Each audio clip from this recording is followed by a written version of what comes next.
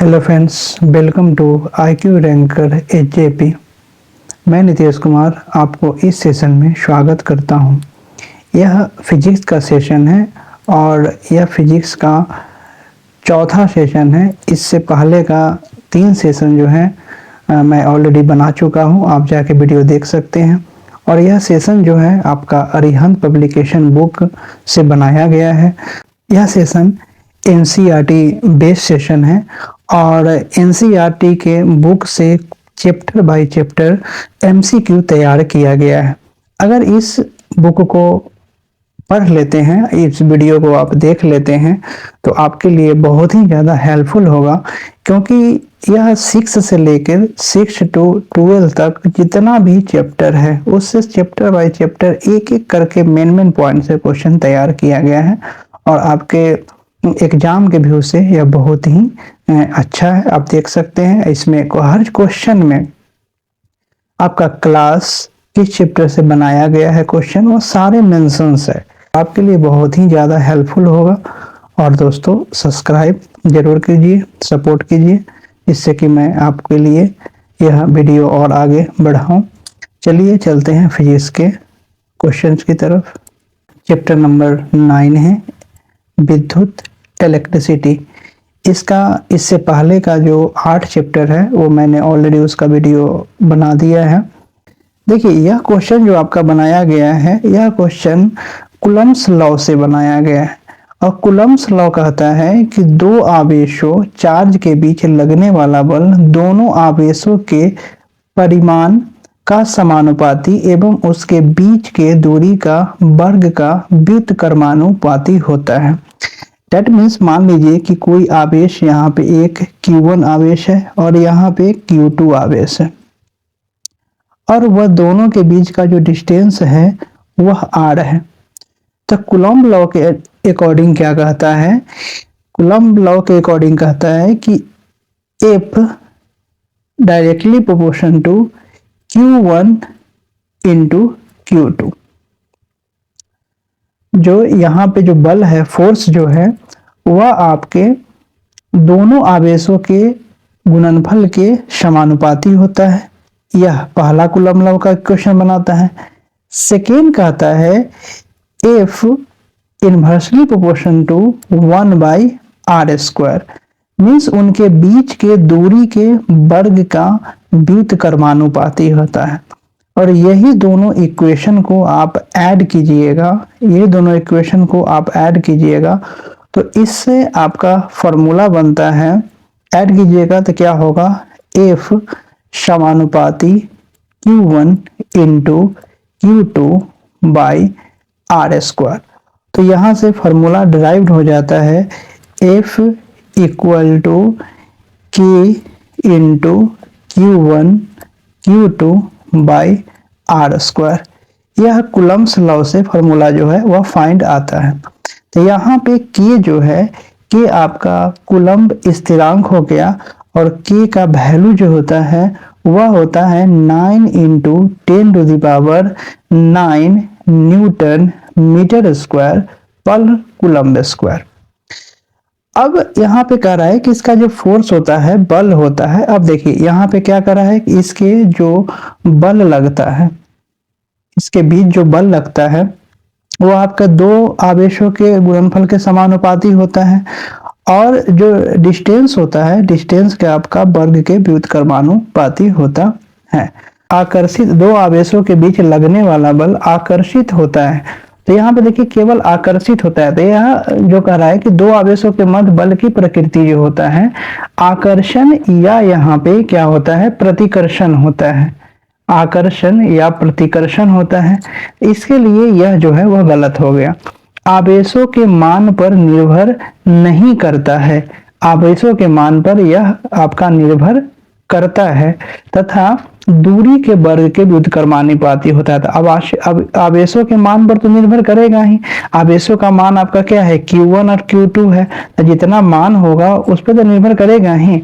तो यह कह रहा नहीं कर रहा है, इसलिए यह गलत हो गया। आवेशों के बीच की दूरी बढ़ने के साथ बढ़ता है, नहीं, यह आवेशों के बीच की दूरी बढ़ने के साथ नहीं बढ़ता है। यहाँ पे क्या है? F inversely proportional to 1/r²। That means क्या हो गया कि आवेश का दूरी जब आपका बढ़ेगा, देखिए यहाँ पे जब आपका डिस्टेंस दूरी बढ़ेगा, आवेश के बीच दूरी बढ़ेगा तो फोर्स क्या हो जाएगा, कम हो जाएगा। अब फोर्स बढ़ेगा तो क्या हो जाएगा, आपका जो डिस्टेंस हो जाएगा वह कम हो जाएगा। तो यह Q1 Q2 दो आवेश हैं, तो इसके बीच की दूरी है, तो दूरी को अगर हम बढ़ा देंगे तो बढ़ा देंगे तो क्या होगा, फोर्स जो है, बल जो होगा वह कम हो जाएगा। लेकिन यहाँ पे कह रहा है कि आवेश जो है वह बढ़ जाता है, इसीलिए गलत हो गया। इसीलिए यहाँ पे इसमें से कोई नहीं सही है। क्वेश्चन के व्याख्या को देखते हैं। कह रहा है कि दो आवेशों Q1 तथा Q2 के मध्य कार्यरत बल, यह फॉर्मूला निकाला है, F = KQ1 × Q2/r²। R आवेश के मध्य की दूरी है। दो आवेशों के मध्य कार्यरत बल की प्रकृति आकर्षण या प्रतिकर्षण आवेशों की प्रकृति पर निर्भर करती है। दोनों आवेशों के मध्य बल आवेश के गुणनफल के समानुपात होता है। बताया है कि F समानुपाती Q1 × Q2, यही कह रहा है, अर्थात आवेशों के मान पर निर्भर करता है तथा उसके बीच के दूरी के व्युत्क्रमानुपाती होता है। मीन्स F व्युत्क्रमानुपाती 1/r², अतः आवेशों के मध्य दूरी बढ़ाने पर बल का मान घटता है। क्वेश्चन नंबर 2, निम्नलिखित कथनों पर विचार कीजिए। चैप्टर 1 क्लास 12 NCERT से बनाया गया है। कह रहा है यहाँ पे विचार करने के बाद आपको सत्य कथन जो है, सत्य कथन को चुनना है। कह रहा है कि स्थिर वैद्युत क्षेत्र रेखाएं बंद लूप नहीं बनाती है, यहाँ पे सत्य चुनना है। तो यह सही है, जो स्थिर वैद्युत क्षेत्र रेखाएं होता है वह आपका बंद लूप नहीं बनाती है। सेकंड कह रहा है कि क्षेत्र रेखाएं ऋणावेश से प्रारंभ होकर धनावेश पर समाप्त होती है। नहीं, यह गलती है। जो आपका क्षेत्र रेखाएं जो होता है वह पॉजिटिव से निगेटिव की तरफ जाती है, तो इसलिए गलत हो गया। दो क्षेत्र रेखाओं एक दूसरे को कदापि नहीं काटती, बिल्कुल सही है। दो क्षेत्र रेखाएं जो है वह एक दूसरे को कदापि नहीं काटती, ऐसे जो है उसका बनता है। यहाँ से जाएगा, ऐसे जाएगा, फिर आपका निगेटिव पॉजिटिव से निगेटिव की तरफ जाएगा। तो यह एक दूसरे को कभी भी नहीं काटती, तो सही है। तो इसका आंसर सत्य चुन रहा है, तो यहाँ पे A और 3 जो है, ये 1 और 3 जो है वह सत्य हो जाएगा। व्याख्या को देखते हैं। कह रहा है कि विद्युत बल रेखाएं बंद लूप नहीं बनाती क्योंकि ये धनावेशित पॉजिटिव चार्ज से निकलती है तथा ऋण आवेशित निगेटिव चार्ज पर समाप्त होती है। यह पॉजिटिव चार्ज से निकला, निगेटिव चार्ज पर समाप्त हो गया, पॉजिटिव चार्ज से निकला, फिर निगेटिव चार्ज पर समाप्त हो गया, इसलिए यह बंद लूप नहीं बनाती है। वहां से ऑप्शन 1 सही हो गया। अब कह रहा है कि दो विद्युत रेखाएं इलेक्ट्रिक फील्ड लाइंस एक दूसरे को नहीं काटती, एक दूसरे को नहीं काटती है क्योंकि यदि वह काटती है तो उनके कटान बिंदु पर दोनों बल रेखाओं पर दो स्पर्श रेखाएं खींची जा सकती है, अर्थात उस बिंदु पर नेट विद्युत क्षेत्र इलेक्ट्रिक फील्ड की दो दिशाएं प्रदर्शित होगी, जो असंभव है। विद्युत बल रेखाएं धनावेश से प्रारंभ होकर ऋण आवेश पर समाप्त होती है। यहाँ पे फिगर में आप देखिए कि धन आवेश से क्या होती है, यह शुरू होती है, ऋण आवेश की तरफ समाप्त होती है। Question number 3 chapter 2 class 12 NCERT से बनाया गया है कि निम्नलिखित कथनों में से कौन सा कथन सत्य है। इसमें सत्य कथन को आपको चुनना है। यहाँ पे कह रहा है कि समविभव पृष्ठ के सभी बिंदुओं पर विद्युत क्षेत्र पृष्ठ के समांतर होती है। यहाँ पे कह रहा है कि विद्युत क्षेत्र शून्य होता है। थर्ड में कह रहा है कि विद्युत आपका विभवांतर शून्य होता है, उपरोक्त में से सही। तो यहाँ पे C सही हो जाएगा क्योंकि समविभव पृष्ठ के प्रत्येक बिंदु पर विभवांतर जो होता है वह आपका शून्य होता है। समविभव पृष्ठ के प्रत्येक बिंदु पर विद्युत विभव का मान समान होता है, इसलिए समविभव पृष्ठ के किन्हीं दो बिंदुओं के मध्य विभवांतर का मान शून्य होता है तथा समविभव पृष्ठ पर विद्युत क्षेत्र पृष्ठ के लंबवत होता है, इसलिए विद्युत क्षेत्र में आवेश के विस्थापन में किया गया कार्य शून्य होता है। क्वेश्चन नंबर 4 है चैप्टर 2 क्लास 12 NCERT से बनाया गया है। कह रहा है कि संधारित्र एक ऐसा संयोजन है जिसमें, संधारित्र को हम लोग कैपेसिटर बोलते हैं, कैपेसिटर। कह रहा है कि यहाँ पे जो कैपेसिटर एक ऐसा संयोजन है जिसमें, कैपेसिटर में क्या होता है आपका, कैपेसिटर में आवेश पर्याप्त मात्रा में संचित होते हैं। यहाँ पे जो आवेश होता है, चार्ज जो होता है, वह आपका उसमें संचित होता है। कह कि कैपेसिटर एक ऐसा समायोजन है जिसमें किसी चालक के आधार में परिवर्तन किए बिना उस पर आवेश की पर्याप्त मात्रा संचित की जा सकती है। कैपेसिटर आप देखते होंगे जो फैन वगैरह में, पंखा में जो लगाया जाता है, वह कैपेसिटर, तो इसी के बारे में कह रहा है। तो इसमें आवेश पर्याप्त मात्रा में संचित होता है। दोनों को आप कैपेसिटर खरीद के लाइए और दोनों तार को सटाइए तो आपका स्पार्क करेगा। इसका मतलब क्या हो गया कि इसमें जो है आवेश, इसमें जो चार्ज जो है वह पहले से संचित होता है। Question number 5 chapter 2 class 12th NCERT से है। यह क्वेश्चन यूपीपीएससी प्री 2014 में पूछा गया क्वेश्चन है और यह कह रहा है क्वेश्चन में कि आपस में जुड़ी दो आवेशित वस्तुओं के बीच विद्युत धारा प्रवाहित नहीं होती है यदि वे हो। कह रहा है कि कब प्रवाहित नहीं होगी, जब समान विभव पर हो। जब दोनों समान विभव पर हो तो वह प्रवाहित नहीं होगी, क्योंकि विभव का जो प्रवाह होता है आपका उच्च विभव से निम्न विभव की ओर प्रवाहित होता है, निम्न विभव की ओर प्रवाहित होता है। अगर दोनों में अगर सेम विभव हो, दोनों में सेम विभव हो तो प्रवाहित यह होगा ही नहीं। हमेशा एक में ज्यादा होना चाहिए, एक में कम होना चाहिए, तब यह प्रवाहित होगा। व्याख्या देख लीजिए। कह रहा है कि यदि आपस में जुड़ी दो आवेशित वस्तुओं के बीच विद्युत धारा प्रवाहित नहीं होती है तो दोनों विभव का मान समान है, क्योंकि विद्युत धारा आवेश प्रवाह के कारण प्रवाहित होती है तथा आवेश उच्च विभव से निम्न विभव की ओर प्रवाहित होती है। क्वेश्चन नंबर 6 है चैप्टर 12 क्लास 10th एनसीईआरटी से बनाया गया है। क्वेश्चन कर रहा है कि विद्युत धारा से संबंधित निम्नलिखित कथनों पर विचार कीजिए। विचार करने के बाद सही जो है वह इसमें से आपको चुनना है कि सही कौन है। विद्युत आवेश के प्रवाह की दर को विद्युत धारा कहते हैं, यह सही है। विद्युत धारा की दिशा परिपथ में इलेक्ट्रॉन के प्रवाह की दिशा के अनुरूप होती है, यह आपका गलत है। विद्युत धारा की दिशा परिपथ में प्रोटॉन के प्रवाह की दिशा के अनुरूप होती है, यह भी गलत है। विद्युत धारा की दिशा परिपथ में इलेक्ट्रॉन के प्रवाह की दिशा के विपरीत होती है, यह सही है।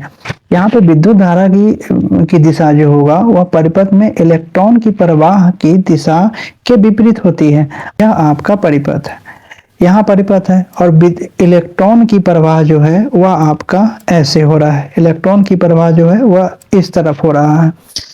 तो विद्युत धारा की दिशा जो होगा इलेक्ट्रॉन के प्रवाह के विपरीत होगा, विद्युत धारा की प्रवाह जो होगा वह ऐसे होगा। तो इसलिए यहाँ पे यह सही है, यह सही है और 1 और 4 सही है। अब इस Q इक्वल टू होता है NE और Q जो है वह आपका डिनोट करता है आवेश चार्ज से और चार्ज जो होता है वह नंबर ऑफ इलेक्ट्रॉन को बताता है कि कितना नंबर ऑफ इलेक्ट्रॉन जो है वह पास हो रहा है। एक और फॉर्मूला है आपका I equal to Q by t, Q by t और I जो है उसको हम लोग विद्युत धारा जो है उसको हम लोग I से डिनोट करते हैं, I equal to Q by t.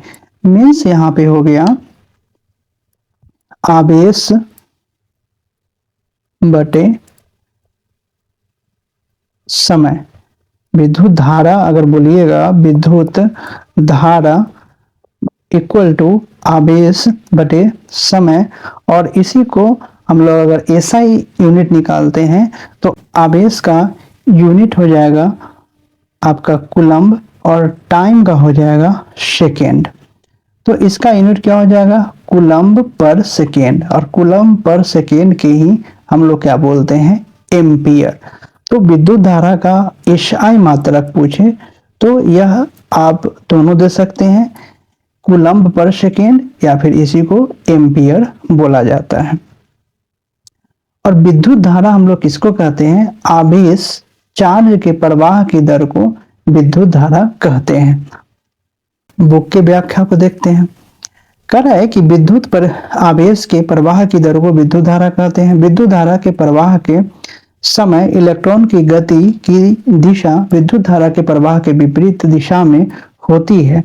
और विद्युत धारा को हम लोग I से डिनोट करते हैं। I equal to Q by t होता है। और विद्युत धारा का एसआई मात्रक जो होता है एम्पियर होता है। और एम्पियर हम लोग इसको भी कूलम्ब पर सेकेंड भी कहते हैं, जो आपको बता चुके हैं। देखिए जो इसमें व्याख्या दिया हुआ है उससे ज्यादा हम आपको व्याख्या करवाते हैं, एक्सप्लेनेशन करवाते हैं, दोनों मीडियम में, इंग्लिश में भी और हिंदी में, जिससे कि आपको आसानी से समझ में आ जाए। और question number 7 chapter 12 class 10th NCERT से यह क्वेश्चन बनाया गया है। क्वेश्चन कर रहा है कि परिपथ में विद्युत धारा मापने के लिए प्रयोग किया जाने वाला यंत्र है। तो परिपथ में जो हम लोग विद्युत धारा मापते हैं उसको प्रयोग किस यंत्र से करते हैं? तो हम लोग उसको आमीटर से प्रयोग करते हैं। व्याख्या देख लीजिए इसका। कह रहा है कि परिपथ में विद्युत धारा के मापने हेतु आमीटर का प्रयोग किया जाता है। इसे परिपथ में श्रेणी क्रम में संयोजित किया जाता है। आमीटर को हम लोग किस में करते हैं? श्रेणी क्रम में जोड़ते हैं। तथा वोल्ट मीटर द्वारा परिपथ की वोल्टता का मापन किया जाता है और इसे हम लोग समांतर क्रम में जोड़ते हैं। थर्मामीटर द्वारा ताप को और हाइग्रोमीटर द्वारा आर्द्रता को मापते हैं। देखिए इससे क्वेश्चन एक और फॉर्मेशन हो रहा है क्वेश्चन का। कह रहा है कि जो आमीटर का प्रयोग हम लोग विद्युत परिपथ के मापन हेतु आमीटर का प्रयोग करते हैं। विद्युत के मापन के ये क्वेश्चन इसमें से और बन रहा है क्वेश्चन। परिपथ में विद्युत के मापन हेतु आमीटर का प्रयोग किया जाता है और आमीटर का हम लोग किस क्रम में जोड़ते हैं? तो श्रेणी क्रम में जोड़ते हैं। वोल्ट मीटर द्वारा परिपथ की वोल्टा का मापन किया जाता है और इसको समांतर क्रम में हम लोग जोड़ते हैं।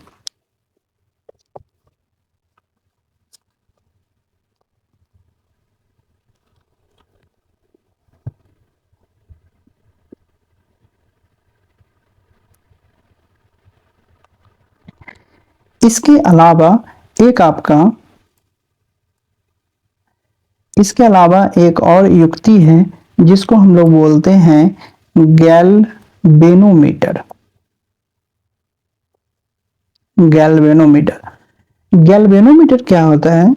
कह रहा है कि गैल्वेनोमीटर परिपथ में सूक्ष्म धारा का मान एवं धारा की दिशा पता लगाना हो तो हम लोग इसका प्रयोग करते हैं। अगर सूक्ष्म धारा हो, एकदम थोड़ा सा करंट जो है वह पास हो रहा है, एकदम न्यूनतम करंट पास हो रहा है और किस दिशा में जो है वह करंट पास हो रहा है, उसको पता लगाने के लिए हम लोग गैल्वेनोमीटर का उपयोग करते हैं। और गैल्वेनोमीटर जो होता है वह आमीटर की तरह ही यह कार्य करना शुरू कर देगा। कब करेगा? जब इसको हम लोग समांतर क्रम में जोड़ेंगे और उच्च प्रतिरोध के साथ इसको जोड़ दिया जाता है। और वोल्ट मीटर की तरह कार्य कब करेगा है गैल्वेनोमीटर? जब इसको श्रेणी क्रम में जोड़ेंगे और उच्च प्रतिरोध के साथ जोड़ देंगे तो यह काम करना स्टार्ट कर देगा। क्वेश्चन नंबर 8 है चैप्टर 12 क्लास 6 एनसीईआरटी से बनाया गया है। क्वेश्चन निम्नलिखित कथनों पर विचार कीजिए। कथन पर विचार करके इसमें जो सत्य कथन है उसको आपको चुनना है कि सत्य कथन इसमें से कौन है। कह रहा है कि जो पदार्थ विद्युत धारा का प्रवाह होने देते हैं ऐसे पदार्थ विद्युत चालक कहलाते हैं तथा जो पदार्थ विद्युत धारा का प्रवाह मंद कर देता है विद्युत रोधक कहलाता है। बिल्कुल सही है। जिससे विद्युत धारा, ऐसा पदार्थ जिससे विद्युत धारा प्रवाहित हो उसको हम लोग क्या कहते हैं? उसको कंडक्टर कहते हैं। जिससे इलेक्ट्रॉन का प्रवाह हो, विद्युत धारा प्रवाहित हो, उसको हम लोग कंडक्टर कहते हैं। और जिससे विद्युत धारा प्रवाहित नहीं हो उसको हम लोग क्या बोलते हैं? इंसुलेटर बोलते हैं। इंसुलेटर उसको हम लोग बोलते हैं। तो यह तो सही है, पहला जो है कथन वह सही है। मानव शरीर विद्युत का बहुत अच्छा चालक है, बिल्कुल सही है। हमारा जो ह्यूमन बॉडी है, ह्यूमन बॉडी आपका विद्युत का चालक है, तभी तो हमारे शरीर से विद्युत धारा पास होता है। अगर चालक नहीं रहता तो हम लोग को करंट मारता ही नहीं। तो इसमें से आपका 1 और 2 दोनों सही है।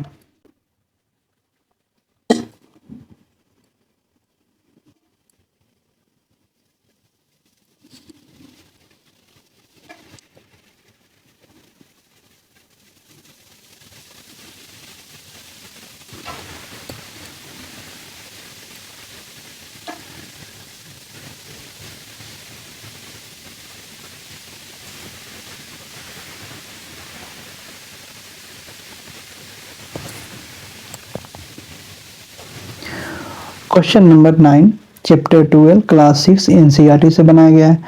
क्वेश्चन कर रहा है कि निम्नलिखित में से कौन सा विद्युत चालक का उदाहरण है। विद्युत चालक मीन्स यह कंडक्टर पूछ रहा है कि यह कंडक्टर का कौन सा आपका उदाहरण है। तो थर्मोकोल, थर्मोकोल से आपका विद्युत चालक जो है वह कंडक्ट नहीं होता है, इससे विद्युत इलेक्ट्रिसिटी जो है वह पास नहीं होता है। रबर से भी नहीं होता है और कांच से भी नहीं होता है। यह सारे चीज को हम लोग किसमें यूज करते हैं, इंसुलेटर में यूज करते हैं।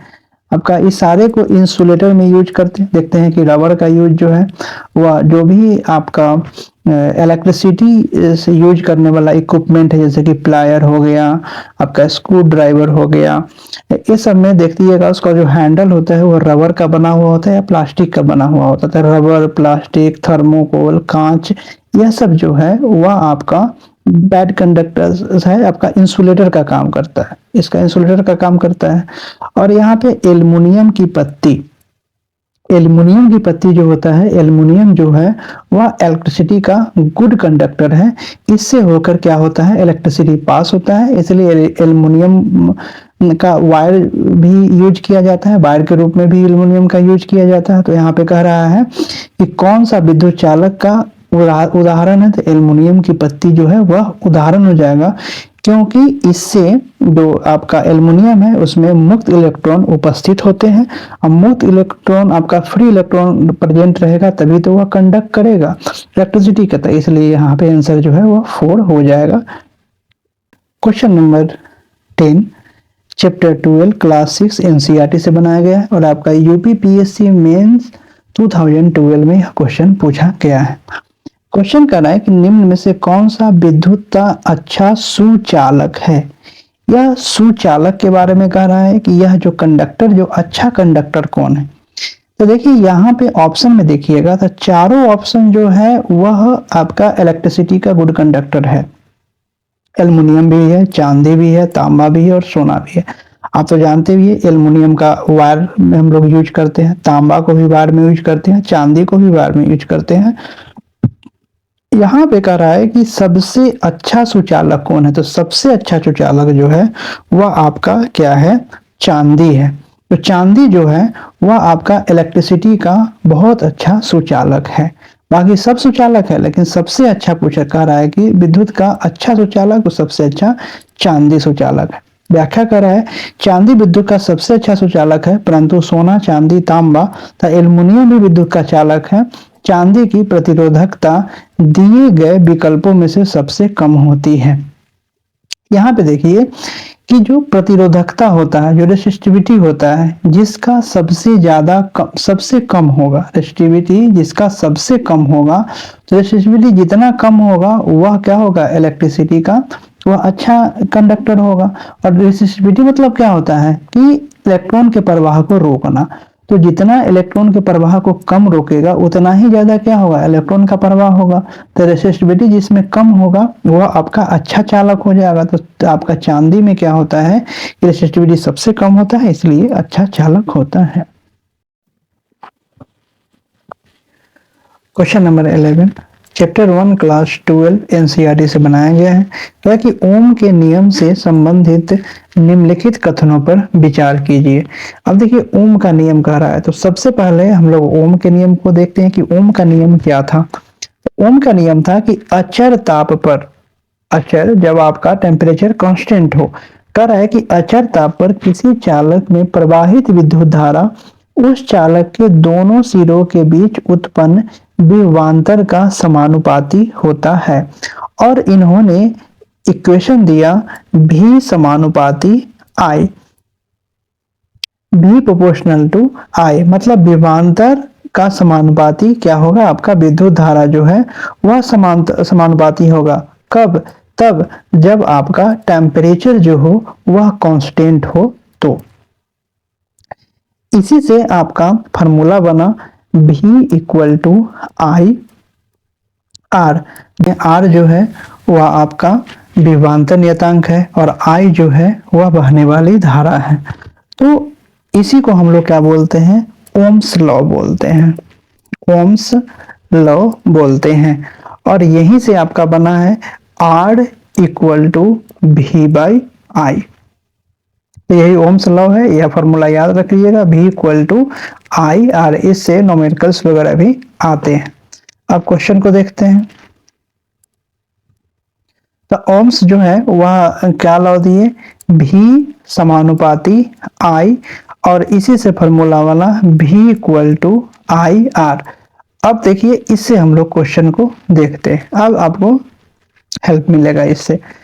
कह रहा है कि ओम के नियम से संबंधित, अब यहाँ पे कह रहा है कि सही कथन क्या है। किसी चालक तार के सिरों के बीच विभवांतर उसमें प्रवाहित होने वाली विद्युत धारा के समानुपाती होता है। ये ओम्स लॉ ही है, क्योंकि यहाँ पे विभवांतर भी विभवांतर हो गया, आई जो हो गया विद्युत धारा, तो दोनों समानुपाती है, तो इससे यह फर्स्ट जो है वह सही हो गया। यह नियम केवल धात्विक चालकों तथा मिश्र धातुओं के लिए ही लागू होता है। बिल्कुल सही है, जो ओम्स आपका लॉ है वो आपका जो धात्विक चालक है, जो मेटल्स जो कंडक्टर है उसको, और आपका मिश्र धातुओं के बीच ही लागू होता है। तो यह दोनों सही है, तो इसका सी जो है वो सही हो जाएगा, 1 और 2 दोनों सही है। व्याख्या है इसका, कह रहा है कि ओम के नियम के अनुसार किसी चालक की भौतिक अवस्थाएं जैसे ताप, दाब आदि नियत रहे। यहाँ पे टेम्परेचर और आपका प्रेशर, टेम्परेचर और प्रेशर को क्या कर रहे हैं हम लोग, कांस्टेंट कर दे। कांस्टेंट करने के बाद चालक के सिरों के बीच आरोपित विभवांतर भी उसमें प्रवाहित होने वाली धारा के अनुक्रमानुपाती है, भी डायरेक्टली प्रोपोर्शनल टू आई। और यहीं से बना आपका क्या, V equal to I R. Question number 12, chapter 12 class 10 NCERT से बनाया गया क्वेश्चन। कह रहा है किसी चालक के प्रतिरोध के संबंध में निम्नलिखित कथनों पर विचार कीजिए। यहाँ पे प्रतिरोध की बात कर रहा है। प्रतिरोध को हम लोग इंग्लिश में बोलते हैं रेसिस्टेंस। रेसिस्टेंस मीन्स क्या हो गया कि किसी चीज को रेसिस्ट करना, किसी चीज को रोकना। तो यह किसको रोकेगा, तो यह इलेक्ट्रॉन के जो प्रवाह है उसको यह रोकने का काम करेगा। जो रेसिस्टेंस है वह आपको इलेक्ट्रॉन के प्रवाह के रोकने का काम करेगा। तो इससे संबंधित जो है वह आपका पूछ रहा है कि यहाँ पे कि कौन सा इससे संबंधित विचार कीजिए, और विचार कर सही इसमें से चुनना है। इसका एक हम फॉर्मूला आपको बताते हैं, फॉर्मूला देखने के बाद आप इसको इस पर विचार कीजिए। फॉर्मूला है R equal to rho L by A. यहाँ पे R जो है वह आपका रेजिस्टेंस हो गया, प्रतिरोध हो गया। M जो है आपका तार की लंबाई हो गया, लेंथ ऑफ वायर। और A जो है वह आपका वायर का क्रॉस सेक्शन एरिया हो गया, क्रॉस सेक्शन एरिया हो गया।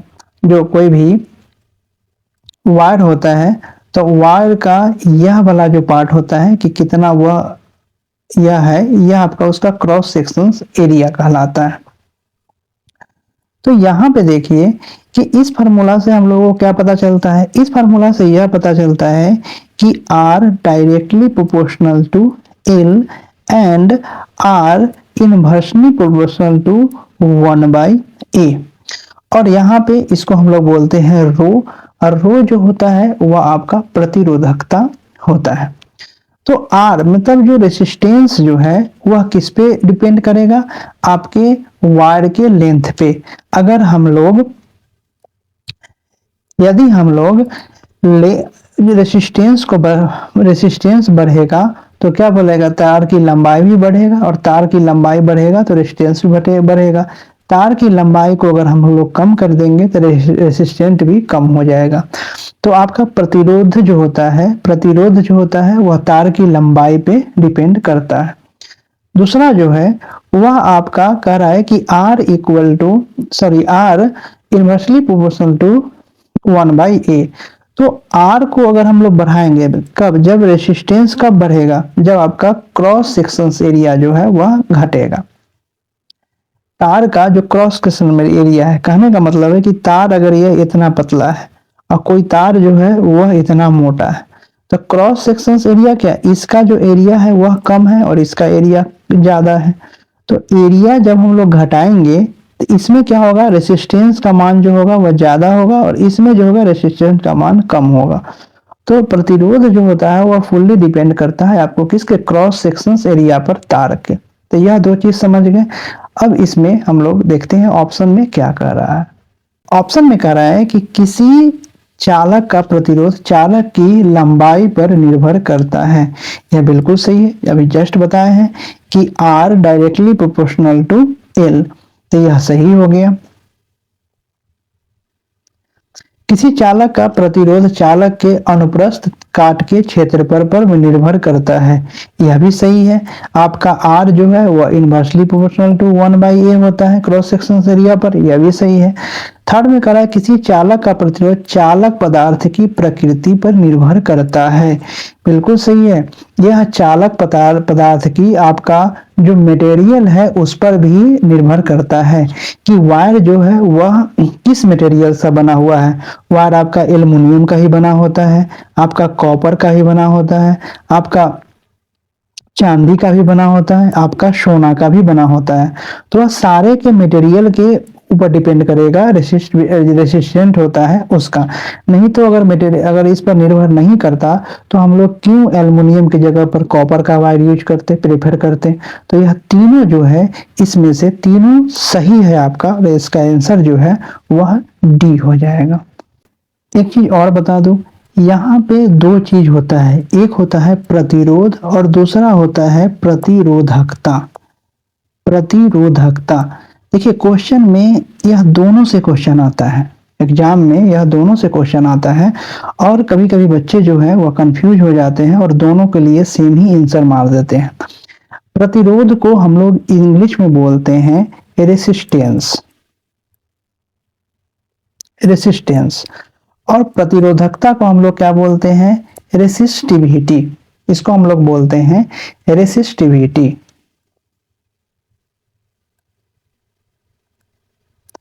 देखिए दोनों एक ही तरह का है, दोनों का काम है आपको इलेक्ट्रॉन की प्रवाह को रोकना ही, लेकिन दोनों में इलेक्ट्रॉन की प्रवाह को रोकना है, लेकिन दोनों में अगर आप डिफरेंसेस देखिएगा तो डिफरेंसेस यहाँ पे क्या हो जाएगा, यहाँ पे फार्मूला हम लोग देखें, रेसिस्टेंस के लिए फार्मूला हम लोग क्या देखे थे कि R equal to row L/A।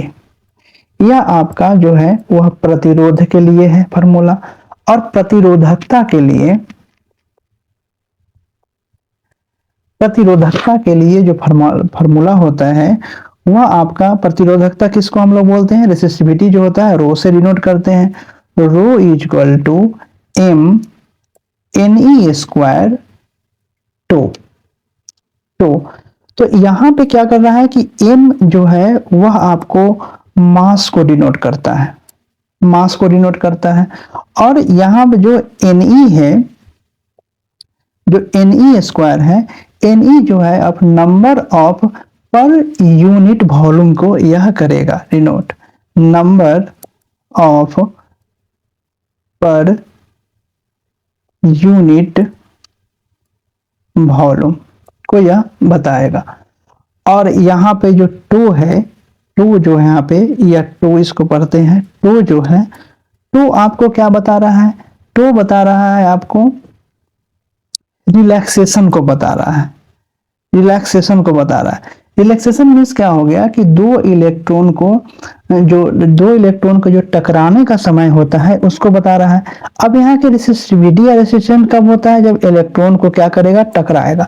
यहाँ पे अगर कोई आपका रेसिस्टेंस लगा हुआ है, दैट मीन्स क्या हुआ कि इलेक्ट्रॉन को क्या कर रहा है? यह प्रवाहित होने से रोकता है, तो टकराता है। तो जब इलेक्ट्रॉन जब टकराता है तो क्या हो जाता है? टकरा जाने के बाद वह जितना टकराएगा वह क्या हो जाएगा? उतना ज्यादा उसमें क्या होगा? अवरोधक पैदा होगा। तो यहां से देख लिए कि दोनों जो है वह दोनों अलग अलग चीज है, प्रतिरोधकता और प्रतिरोध अलग अलग चीज है। यहाँ पे बहुत सारे टीचर जो होते हैं वह आपको इस फार्मूला को तोड़ मरोड़ कर लिख देते हैं, L/A। इसको बहुत सारे टीचर क्या करते हैं? इसको लिख देते हैं रो इक्वल टू RA/L लिख देते हैं। कि अब यहाँ पे क्या हो गया कि रो, तो अब यहाँ से क्या पता चला कि आपका प्रतिरोधकता जो है वह आपका रेजिस्टेंस पे भी और एरिया दोनों का आपका क्या हो गया? डायरेक्टली प्रोपोर्शन हो गया, लेंथ का इनवर्सली प्रोपोर्शन हो गया। लेकिन नहीं, यह तो बात वही होगी कि जब बारिश होगी, यहाँ पे क्या कह रहा है? यहाँ पे यही बात हो गया कि जब बारिश होगी तो फसल उगेगा, और इसका मतलब क्या हो गया? जब फसल उगेगा तब बारिश होगी। जो डिफरेंस यहाँ है वही डिफरेंस यहाँ है, दोनों में से डिफरेंसेस हैं। अब एक चीज और हम बताते हैं कि जो प्रतिरोधकता और प्रतिरोध में क्या क्या डिफरेंसेस है। आपका रेसिस्टेंस है, रेसिस्टेंस जो है आपका, और रेसिस्टिविटी जो है, वह दोनों में क्या डिफरेंसेस है। आपका रेसिस्टेंस और रेसिस्टिविटी में क्या डिपेंड है? यह जो है, जो रेसिस्टेंस जो है, अब यहाँ पे फार्मूला भी लिख देते हैं, फार्मूला पर भी आप देख लीजिए। यहाँ पे है R equal to row L/A, और रेसिस्टिविटी को हम लोग रो से डिनोट करते हैं, तो rho equal to M/NE² to. तो रेसिस्टेंस जो है, प्रतिरोध जो है, प्रतिरोध आपका डिपेंड करेगा लेंथ ऑफ वायर पे, लेंथ ऑफ वायर पे, जबकि आपका रेसिस्टिविटी जो है वह लेंथ और जो वायर है वह उस पर डिपेंड नहीं करेगा। पहला डिफरेंसेस। दूसरा डिफरेंस क्या है कि आपका प्रतिरोध जो है, रेसिस्टेंस जो है, वह डिपेंड करता है सेक्शन एरिया पे। यहाँ पे ए है ना, तो सेक्शन एरिया पे, आपका सेक्शन एरिया पे डिपेंड करते हैं। यहाँ पे जो है वह रेसिस्टिविटी जो है वह आपका सेक्शन एरिया पे डिपेंड नहीं करेगा। थर्ड इसका डिफरेंसेस क्या है कि यह डिपेंड करेगा आपका रेसिस्टिविटी पे। जो रेसिस्टेंस जो है वह डिपेंड करता है रेसिस्टिविटी पे, लेकिन रेसिस्टिविटी जो है आपका रेसिस्टेंस पे डिपेंड नहीं करता है। यह हो गया। अब दोनों में सिमिलरिटीज देखिएगा, तो सिमिलरिटीज क्या है कि रेसिस्टेंस जो है वह आपका डिपेंड करता है टेम्परेचर पे, टेम्परेचर पे डिपेंड करता है, और रेसिस्टिविटी जो है वह भी टेम्परेचर पर डिपेंड करता है। सेकेंड सिमिलरिटीज क्या है कि आपका जो मटेरियल ऑफ वायर पे डिपेंड करता है, रेसिस्टेंस जो होता है वह मटेरियल ऑफ वायर पे डिपेंड करता है, और रेसिस्टिविटी जो है वह भी मटेरियल ऑफ वायर पे डिपेंड करता है। तो यहाँ से आप अच्छी तरह से समझ लीजिए, क्योंकि एग्जाम में यही अगर आपसे क्वेश्चन पूछ देगा कि किसी चालक के प्रतिरोध के संबंध में, अब वहां पे पूछ देगा किसी चालक के प्रतिरोधकता के संबंध में विचार कीजिए, तो सीधे क्या हो जाएगा? आपका उल्टा हो जाएगा। देख लीजिए कितना आपका डिफरेंसेस है। वहां भी आपको लगेगा कि यह जो है वायर की लंबाई पे डिपेंड करता है, तो यह भी जो आपका प्रतिरोधकता है वह भी वायर की लंबाई पे डिपेंड करेगा, लेकिन नहीं, यह वायर की लंबाई पे डिपेंड नहीं करता है। प्रतिरोधकता जो होता है, रेसिस्टिविटी जो होता है, वह केवल आपका डिपेंड करता है टेम्परेचर पर और आपका मटेरियल ऑफ वायर पे। ये आप अच्छी तरह समझ जाइए। देखते हैं, देखिए व्याख्या में कुछ खास नहीं दिया हुआ है। यहाँ पे कह रहा है किसी चालक का प्रतिरोध, जो फॉर्मूला है R equal to row L/A, और R directly proportional to L, और R equal to R inversely proportional to A। यहाँ पे कह रहा है कि वेयर रो इक्वल टू चालक का विशिष्ट प्रतिरोध और एल चालक की लंबाई, ए जो है चालक के अनुप्रस्थ काट का क्षेत्रफल। चालक का प्रतिरोध चालक की प्रकृति, अनुप्रस्थ काट, क्षेत्रफल तथा लंबाई पर निर्भर करता है। Question number 13 chapter 12 class 10 NCERT से बनाया गया है। कह रहा है कि नियत विभव पर किसी तार के प्रतिरोध को बढ़ाकर दोगुना कर दिया जाए तो विद्युत धारा पहले की तुलना में हो जाएगा।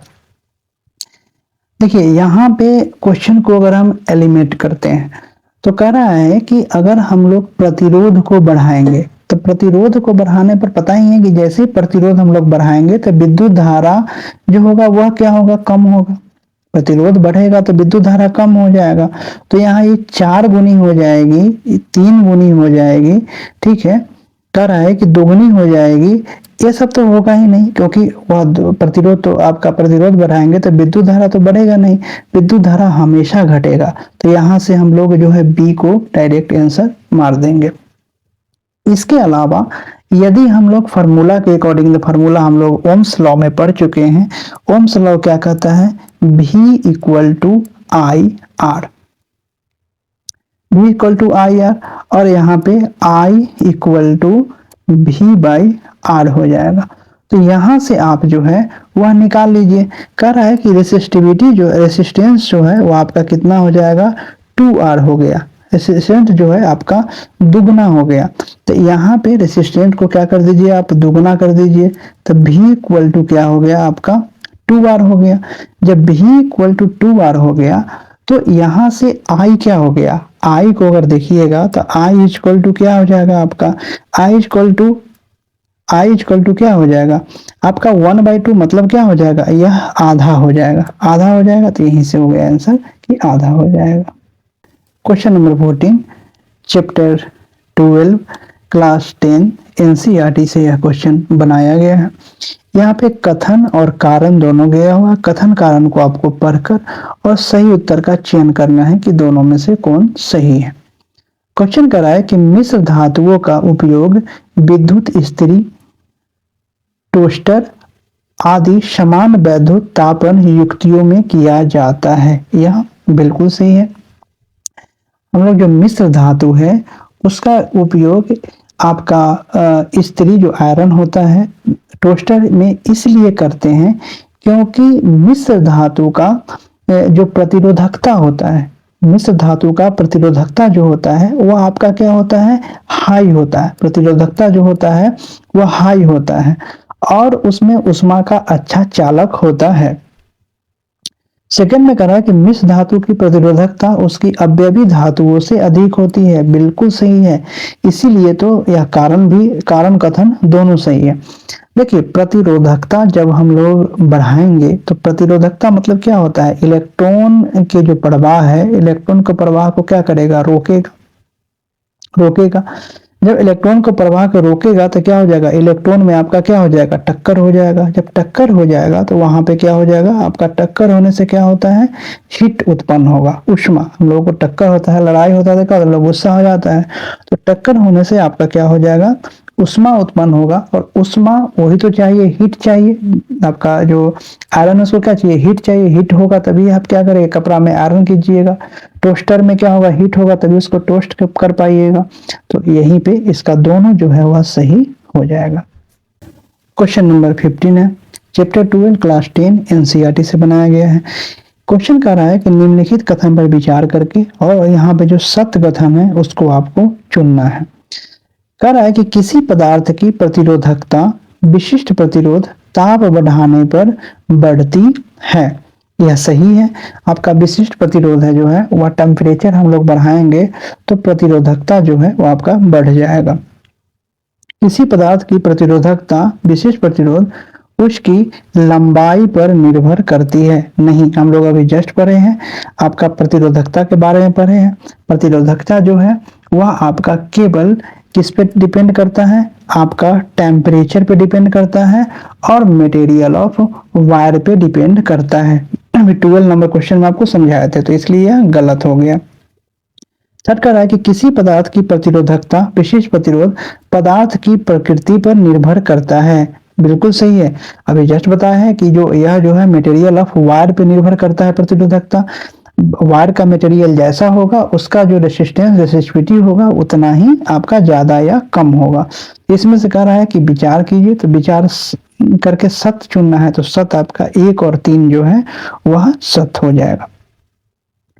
दोस्तों जितना से जितना हो सके आप सब्सक्राइब कीजिए और यह वीडियो को शेयर कीजिए जिससे कि मेरा सपोर्ट मिले। और जहां तक मैं और आपको ज़्यादा से ज़्यादा समझाना चाहता हूं, लेकिन लैक ऑफ द इक्विपमेंट की वजह से हम आपको नहीं समझा पा रहे हैं, क्योंकि जिस चीज़ का यूज करके आपको हम पढ़ा रहे हैं उसको थोड़ा सा लिखना मुश्किल हो जाता है। इसलिए आप लोग शेयर करें, सब्सक्राइब करें और लाइक करें। Question number 16 chapter 12 class 6 NCERT से बनाया गया। कहना है कि बैटरी अथवा सेल से विद्युत ऊर्जा प्राप्त करने में किस ऊर्जा को विद्युत ऊर्जा में परिवर्तित करते हैं।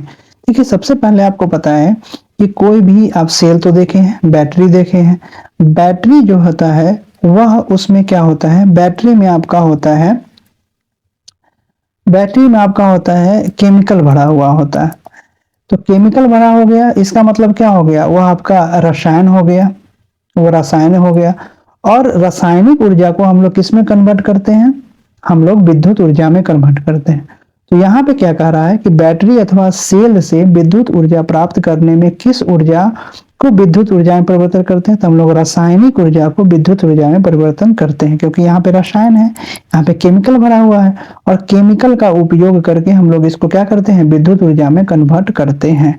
तो यहाँ पे रासायनिक ऊर्जा हो जाएगा। व्याख्या देख लीजिए, बैटरी अथवा सेल से विद्युत ऊर्जा प्राप्त करने में रासायनिक ऊर्जा को विद्युत ऊर्जा में परिवर्तन किया जाता है।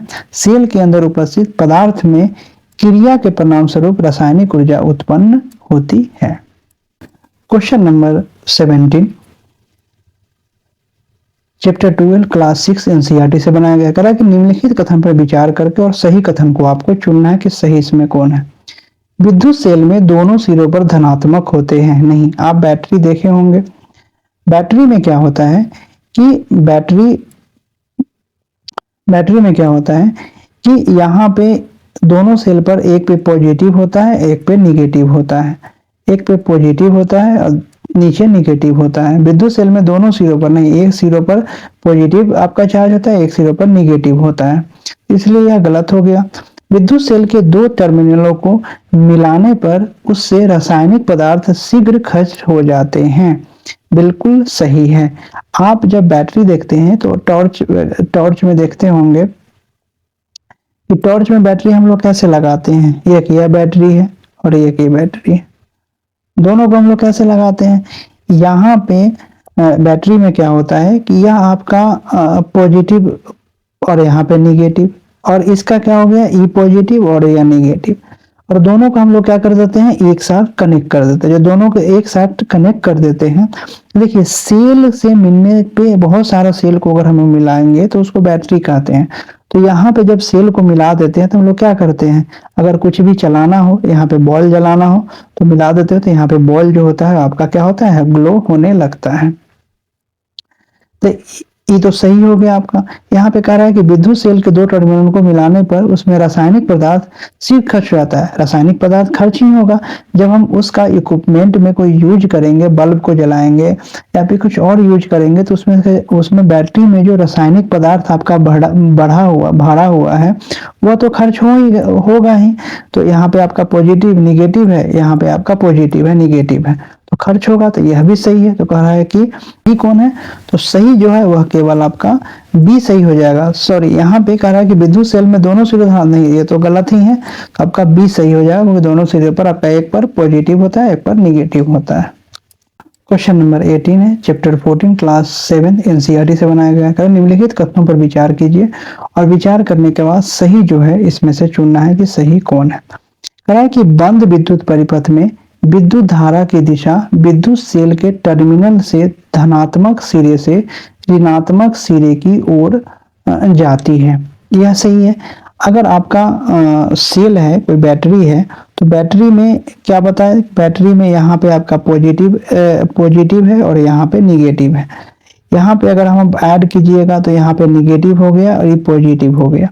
तो हमेशा आपका बंद परिपथ मतलब क्या, क्लोज सर्किट मतलब क्या हो गया कि यह पूरी तरह से सर्किट जो है वह बंद है। और यहाँ पे आप क्या लगा दीजिए, कोई इक्विपमेंट लगा दीजिए, इसको बंद परिपथ बोलेंगे। तो बंद क्लोज सर्किट में क्या कर रहा है कि बंद परिपथ में विद्युत धारा की दिशा विद्युत सेल के टर्मिनल के धनात्मक सिरे से ऋणात्मक सिरे के, बिल्कुल सही है। यह धनात्मक सिरे से क्या जाएगा, ऋणात्मक सिरे की तरफ जो है वह जाएगा। यह सही कहता है। दो या अधिक सेल से बने संयोजन को बैटरी कहते हैं, बिल्कुल सही है। अगर दो या अधिक सेल को अगर हम मिला देते हैं तो उसी को बैटरी कहते हैं। इसमें एक सेल का धन टर्मिनल दूसरे सेल के ऋण टर्मिनल के संयोजन किया जाता है। अगर आपको बहुत सारे सेल को अगर आपको जोड़ना है तो पहला का आपका धन टर्मिनल, पहला का पॉजिटिव टर्मिनल दूसरे के निगेटिव टर्मिनल से क्या करना पड़ेगा, आपको जोड़ना पड़ेगा। फिर दूसरा का क्या, पॉजिटिव टर्मिनल और सेकेंड का निगेटिव टर्मिनल से क्या करना पड़ेगा, आपको जोड़ना पड़ेगा। यहाँ पे पॉजिटिव, जैसे कि आप यह बनाते हैं, देखिए जैसे कि बैटरी है तो ये बैटरी है, ये सेल हो गया, तो इसका पॉजिटिव इसका निगेटिव, फिर इसको जोड़ना पड़ेगा, तो इसका निगेटिव इधर हो गया, इसका पॉजिटिव, फिर जोड़ना होगा तो इसका निगेटिव इसका पॉजिटिव, ऐसे ही जोड़ेंगे तो हम लोग क्या करेगा, यह बन के सेल, बहुत सारा सेल बन के बैटरी तैयार होगा।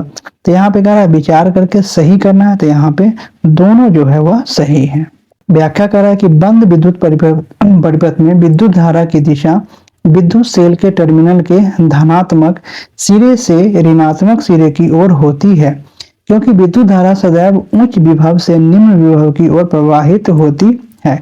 बैटरी का निर्माण करने के लिए दो या अधिक सेलों की आवश्यकता होती है। इसमें एक सेल का धन टर्मिनल दूसरे सेल के ऋण टर्मिनल, मतलब एक का आपका पॉजिटिव टर्मिनल और दूसरा का नेगेटिव टर्मिनल से संयोजित किया जाता है। Question number 19 chapter 12 class 6 NCERT से बनाया गया है। स्विच से संबंधित निम्नलिखित में से कौन सा कथन सच है। स्विच आप देखे होंगे कि घर में जो स्विच का हम लोग यूज करते हैं, तो कह रहा है कि स्विच एक सरल युक्ति है जो परिपथ को जोड़ या तोड़ सकती है। बिल्कुल, स्विच एक ऐसा युक्ति है जो परिपथ को वह क्लोज परिपथ बनाती है या फिर परिपथ को ओपन परिपथ जो है वह बनाती है। कोई मान लीजिए कि बैटरी है, बैटरी से जुड़ा हुआ कोई है, बैटरी से हम लोग जोड़ देते हैं और यहाँ पे जब परिपथ बनाएगा तो बल्ब जब हम लोग लगाते हैं तो क्या करते हैं, स्विच होता है। यहाँ पे हम लोग क्या देते हैं, स्विच, यहाँ पे बल्ब हो गया, स्विच देते हैं। तो स्विच में क्या होता है कि आपका ऐसे होता है,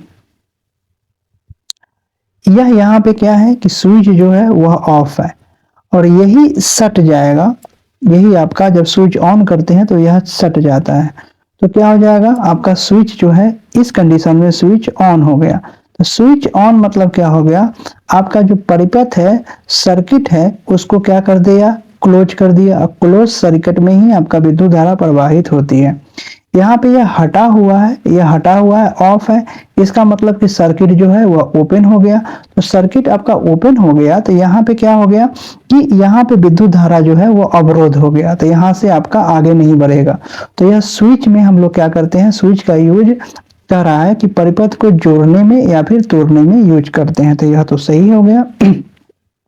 घरों में स्विच का उपयोग केवल बल्ब को प्रदीप्त करने के लिए किया जाता है, नहीं, यहाँ पे केवल देखिए, यहाँ पे केवल लगाया गया है। केवल हम लोग बल्ब को जलाने के लिए ही स्विच का उपयोग करते हैं, और सब बहुत सारा इक्विपमेंट होता है उसको भी तो हम लोग चालू करने के लिए स्विच ऑन करते हैं। इसलिए यहाँ पे गलत हो गया। सत्य कुछ पूछ रहा है कि सत्य कौन है, तो सत्य जो है केवल एक हो जाएगा। व्याख्या को देखते हैं। कह रहा है कि स्विच एक सरल युक्ति है जो परिपथ को जोड़ या तोड़ सकती है। जब स्विच परिपथ पूरा करता है तो उसे स्विच ऑन कहते हैं, और जब परिपथ पूरा नहीं होता तब इस स्थिति में स्विच ऑफ कहते हैं। कह रहा है कि घरों में स्विच का उपयोग बल्ब को प्रदीप्त करने अथवा अन्य युक्तियों को चलाने में करते हैं। क्वेश्चन नंबर 20 है। कह रहा है कि चैप्टर 14 क्लास 7 एनसीईआरटी से बनाया गया है। कथन पर विचार करके और आपका सही जो है उसको चुनना है कि सही इसमें क्या है। किसी तार में विद्युत धारा प्रवाहित करने पर वह तार तप्त हो जाता है, इसे विद्युत धारा का तापीय प्रभाव कहते हैं। बिल्कुल सही है। किसी तार में अगर हम लोग विद्युत धारा प्रवाह करते हैं, इलेक्ट्रिसिटी उससे गुजरता है, तो वह तार जो है वह गर्म हो जाता है, उसी को विद्युत धारा का तापीय प्रभाव कहते हैं। यह सही है। किसी तार में विद्युत धारा प्रवाहित करने पर वह तार चुंबक की भांति व्यवहार करता है। यह भी सही है। वह उसमें मैग्नेटिक फील्ड बनाता है। यह भी सही है। ये आपका 1 और 2 दोनों सही होंगे। इसकी व्याख्या को देखते हैं, जिसमें ज्यादा व्याख्या नहीं है, जरूरी नहीं है, उसको हम नहीं करवाते हैं क्योंकि वीडियो जो है ज्यादा लंबा हो जाएगा। कहा कि किसी चालक में विद्युत धारा प्रवाह के कारण तार का तप्त होना अर्थात ताप के चालक के ताप में वृद्धि की घटना को विद्युत धारा का तापीय प्रभाव कहते हैं। जब किसी तार में विद्युत प्रवाहित की जाती है तो वह तार चुंबक की भांति व्यवहार करता है, इसे विद्युत धारा का चुंबकीय प्रभाव कहते हैं। कहा कि हेंस क्रिश्चियन ऑस्टर्ड चुंबकीय प्रभाव का अवलोकन करने वाले प्रथम व्यक्ति थे। Question number 21 chapter 12 class 10th NCERT से बनाया गया। कह रहा है कि विद्युत धारा प्रवाहित करने पर किसी प्रतिरोधक में उत्पन्न होने वाली ऊष्मा निम्न में से किस पर निर्भर करती है। यहाँ पे कह रहा है कि विद्युत धारा जब प्रवाहित होती है करने पर किसी प्रतिरोधक में उत्पन्न होने वाले ऊष्मा निम्न में से किस पर निर्भर करती है। अगर हम लोग विद्युत धारा प्रवाहित करते हैं, अभी देखे हैं कि विद्युत धारा प्रवाहित करते हैं, जब विद्युत धारा प्रवाहित करते हैं तो अगर वह तार ज्यादा गर्म हो रहा है, हीट हो रहा है, डेट मीन्स उसकी प्रतिरोधकता जो है कहीं ना कहीं इलेक्ट्रॉन के प्रवाह को क्या कर रहा है, वह रोक रहा है। तो इलेक्ट्रॉन के प्रवाह को रोक रहा है तो वह किस पे डिपेंड करता है। तो यहाँ पे कह रहा है कि किस पे डिपेंड करता है, तो प्रतिरोधक में उत्पन्न होने वाली विद्युत धारा पर। बिल्कुल सही, डिपेंड करता है। कह रहा है कि विद्युत धारा का प्रवाह जितना आपका धीरे धीरे होगा, प्रतिरोध ज्यादा बढ़ेगा तो वह गर्म करेगा, तो डिपेंड करेगा ही। प्रतिरोधक के प्रतिरोध पर। बिल्कुल सही है। अगर प्रतिरोधक अगर ज्यादा है, प्रतिरोध ज्यादा है, रेसिस्टेंस अगर उसमें ज्यादा, प्रतिरोध ज्यादा कर रहा है, तो वह तार जो होगा वह ज्यादा गर्म हो जाएगा।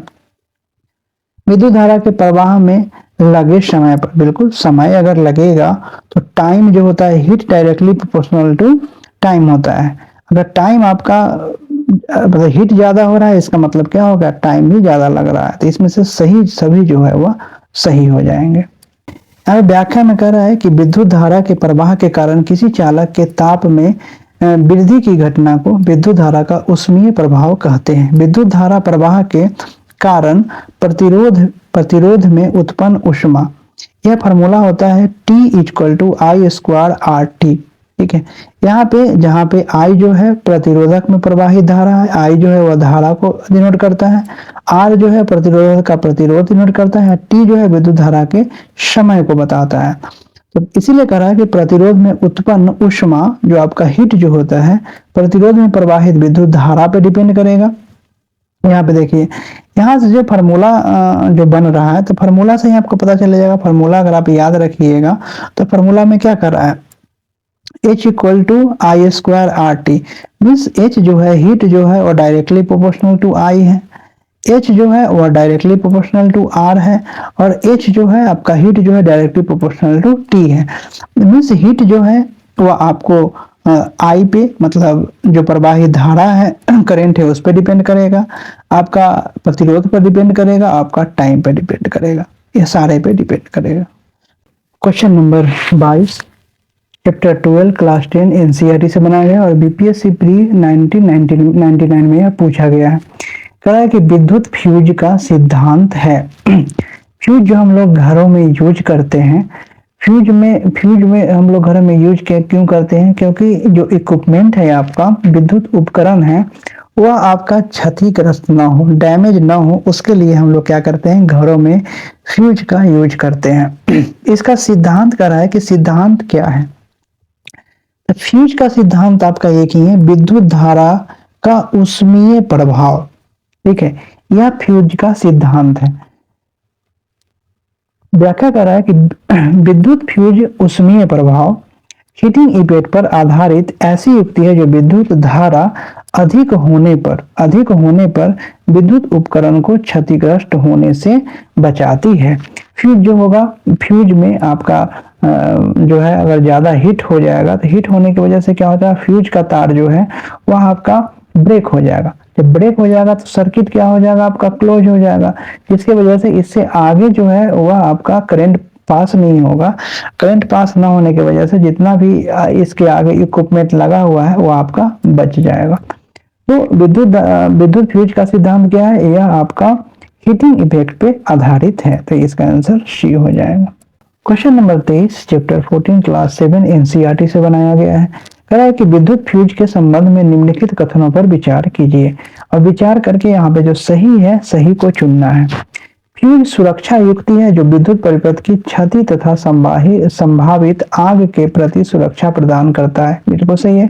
फ्यूज हम लोग को क्या करता है, आपको फ्यूज एक सुरक्षा युक्ति है जिसको हम लोग विद्युत परिपथ की क्षति तथा संभावित आग के प्रति सुरक्षा प्रदान करने के लिए यूज करते हैं। यह बिल्कुल सही है। इनका उपयोग आपका शॉर्ट सर्किट रोकने में के हेतु होता है। बिल्कुल सही है। यह कह रहा है कि उच्च विद्युत धारा के प्रवाहित होने पर विद्युत फ्यूज के तार पिघल जाते हैं। यह भी सही है। विद्युत जो आपका जो फ्यूज है उसका तार जो है वह आपका टीन तथा सीसा के मिश्रण से बना हुआ होता है। टीन तथा सीसा के मिश्रण से बना हुआ होता है और इसका जो गलनांक होता है फ्यूज का, वह गलनांक आपका क्या होता है, लो होता है, जिसके वजह से अगर करंट ज्यादा, अगर धारा जो है उच्च धारा अगर आपका प्रवाहित होता है तो यह तार जो है वह क्या हो जाता है, ब्रेक हो जाता है। तार जब ब्रेक हो जाएगा तो तार ब्रेक हो जाने की वजह से सर्किट क्या हो जाएगा, आपका ओपन सर्किट हो जाएगा, जिसके वजह से जितना भी आगे जो परिपथ है उसमें विद्युत धारा प्रवाहित नहीं होगा, जिससे आपका इक्विपमेंट जो है वह बच जाएगा। तो यह इसीलिए कह रहा है कि यह सुरक्षा युक्ति है। तो यह सुरक्षा युक्ति है। शॉर्ट सर्किट होने से क्या करता है, यह रोकता है। यह भी सही है। और इसका जो है कह रहा है कि उच्च धारा के बारे में पिघल जाता है। यह भी सही। तो इसका सभी जो है वह कौन सही हो जाएंगे, तो तीनों सही हो जाएंगे। यहाँ पे 1 2 3 तीनों सही हो जाएंगे। इसकी व्याख्या को देखते कह रहा है कि विद्युत फ्यूज सुरक्षा युक्ति है जो विद्युत परिपथ की क्षति का संभावित आग के प्रति सुरक्षा करती है। ठीक है। विद्युत परिपथ में लघु पतन शॉर्ट सर्किट के दोष को दूर करने हेतु विद्युत फ्यूज का उपयोग करते हैं। सही है। यदि किसी परिपथ में लघु पतन के कारण धारा का मान बढ़ता है तो फ्यूज पिघल जाता है, जिसके कारण परिपथ का मेन लाइन्स विच्छेदन हो जाता है, मतलब मेन कट जाता है वह परिपथ में लगे उपकरण सुरक्षित हो जाते हैं। Question number 24 chapter 12 class 10 NCERT और आपका यूके पीएससी प्री 2012 में यह क्वेश्चन पूछा गया है। क्वेश्चन कर रहा है कि टंगस्टन के संदर्भ में निम्न कथनों पर विचार कीजिए और आपका सत्य जो है वह चुनना है। देखिए टंगस्टन क्या होता है, आप बल्ब देखे होंगे, आपका जो पहले वाला जो बल्ब आता था 100 वाट का जो बल्ब आता था, 100 वाट का पीला वाला बल्ब आता था, उसमें आप देखे होंगे कि आप ऐसे 2 तार लगा हुआ होता है। बल्ब के अंदर जो है वह ऐसा 2 तार लगा हुआ रहता है। वही तार जो है वह आपका क्या होता है, टंगस्टन होता है। वह टंगस्टन होता है। टंगस्टन के बारे में आपका कह रहा है कि टंगस्टन के बारे में क्या सही है, इसके बारे में आपको बताना है। टंगस्टन के बारे में कह रहा है कि विद्युत बल्ब में टंगस्टन का उपयोग किया जाता है। यह बिल्कुल सही है, किया जाता है। टंगस्टन उच्च गलनांक की प्रबल धातु है। बिल्कुल, इसका जो गलनांक होता है वह आपका बहुत ज्यादा होता है। इसका गलनांक होता है 3380 डिग्री सेल्सियस होता है। इसीलिए तो अगर उच्च गलनांक हो तभी तो वह जल्दी आपका यह ब्रेक नहीं होता है। अगर निम्न गलनांक होगा तो यह जल्दी यह बल्ब फ्यूज हो जाएगा। तो यह सही है। टंगस्टन का गलनांक 3380 डिग्री सेल्सियस होता है। यह भी आपका सही है। तो उपयुक्त में से यह सभी सही है। इसका व्याख्या देखते हैं। टंगस्टन धातु के संबंध में दिए गए सभी कथन सत्य है, क्योंकि विद्युत बल्ब के आंतरिक सिरों में टंगस्टन का एक बारीक तार जुड़ा होता है। इसे तंतु कहते हैं। टंगस्टन का गलनांक अति उच्च 3380 डिग्री सेल्सियस होता है। जब तंतु में विद्युत धारा प्रवाहित की जाती है तो यह श्वेत तप्त होकर श्वेत प्रकाश देने लगता है। वह इतना हीट हो जाता है कि हीट होने की वजह से यह आपको क्या करने लगता है, लाइट देने लगता है। क्वेश्चन नंबर 25 है, चैप्टर 12 क्लास 10 एनसीईआरटी से बनाया गया है ताकि बल्बों में रासायनिक दृष्टि से निम्नलिखित में से कौन सी अक्रिय गैस भरी होती है। देखिए, जो आपका बल्ब होता है ना, उसमें नोबल गैस भरा हुआ होता है, उसमें आपका नोबल गैस भरा हुआ होता है। तो कह रहा है कि उसमें से कौन सा नोबल गैस भरा हुआ होता है। तो उसमें आपका नाइट्रोजन भरा हुआ होता है और आर्गन, यह दोनों नोबल गैस जो है वह भरे हुए होते हैं।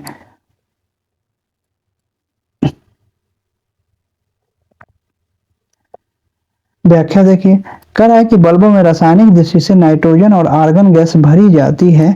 सामान्यतः कम सामर्थ्य के बल्बों के अंदर निर्वात मतलब वैक्यूम उपस्थित होता है, जबकि उच्च सामर्थ्य के बल्बों में निष्क्रिय गैस आपका नोबल गैस नाइट्रोजन एवं आर्गन भरी होती है, क्योंकि निष्क्रिय गैस नोबल गैस द्वारा तंतु का ऑक्सीकरण एवं वाष्पीकरण नहीं हो पाता है और बल्ब की दक्षता व आयु बढ़ जाती है। Question number 26 chapter 12 class 10 NCERT से बनाया गया है और आपका आईएएस प्री 1999 में यह पूछा हुआ क्वेश्चन है। कह रहा है कि एक साधारण बिजली के बल्ब का अपेक्षाकृत अल्प जीवन होता है, क्योंकि कह रहा है कि एक साधारण बिजली के बल्ब का अपेक्षाकृत अल्प जीवन होता है। अल्प जीवन काल करने का मतलब कि वह जल्दी फ्यूज हो जाता है, उसके बारे में कह रहा है। तो उसमें कह रहा है कि इसमें सत्य जो कथन है वह चुनना है। फिलामेंट का तार एक समान नहीं होता है, यह भी सही है। बल्ब पूर्ण रूप से निर्वातित नहीं किया जा सकता, यह सही है। फिलामेंट के सहायक तार उच्च ताप पर पिघल जाते हैं, यह भी सही है। तो इसका आंसर डी हो जाएगा। इसकी व्याख्या को देखते हैं। कह रहा है कि विद्युत बल्ब विद्युत धारा के ऊष्मीय प्रभाव पर आधारित एक उपकरण है। ठीक है, यह आपका ऊष्मीय प्रभाव पर आधारित है। कह रहा है कि जब विद्युत बल्ब के तंतु फिलामेंट में धारा प्रवाहित की जाती है तो तंतु का प्रतिरोध अत्यधिक होने के कारण इसका तापमान बढ़ जाता है। टंगस्टन जो होता है आपका, टंगस्टन का प्रतिरोध ज्यादा होता है। प्रतिरोध ज्यादा होने के कारण अगर प्रतिरोध ज्यादा हो जाएगा तो क्या हो जाएगा, हीट पैदा होता है और हीट से आपका क्या मिलता है, लाइट मिलता है। क्योंकि एक साधारण बिजली के बल्ब का अपेक्षाकृत अल्प जीवन होता है। इसके निम्न कारण है। क्या क्या कारण है? फिलामेंट का तार एक समान नहीं होना, यह कारण है। बल्ब पूर्ण रूप से निर्वातित नहीं किया जाना, यह भी सही है। फिलामेंट के सहायक तार उच्च ताप पर पिघल जाना, यह भी सही है। Question number 27 chapter 12 class 10 NCERT से बनाया गया है। कह रहा है कि एक मकान में दो बल्ब में से एक दूसरे से अधिक रोशनी देता है, चमकदार है। इन दोनों में से किस बल्ब में उच्चतर अवरोधक है? देखिए, कह रहा है कि एक बिल्डिंग है, एक मकान है। एक मकान में आपका दो बल्ब लगा हुआ है, दो बल्ब लगा हुआ है। तो दो बल्ब में एक बल्ब जो है वो आपका कम रोशनी देता है और एक बल्ब जो है आपका ज्यादा रोशनी देता है।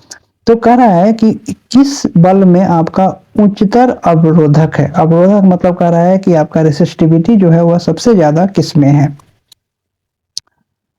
तो सबसे ज्यादा जो होगा वह मंद रोशनी वाले बल्ब में आपका रेसिस्टिविटी ज्यादा होगा।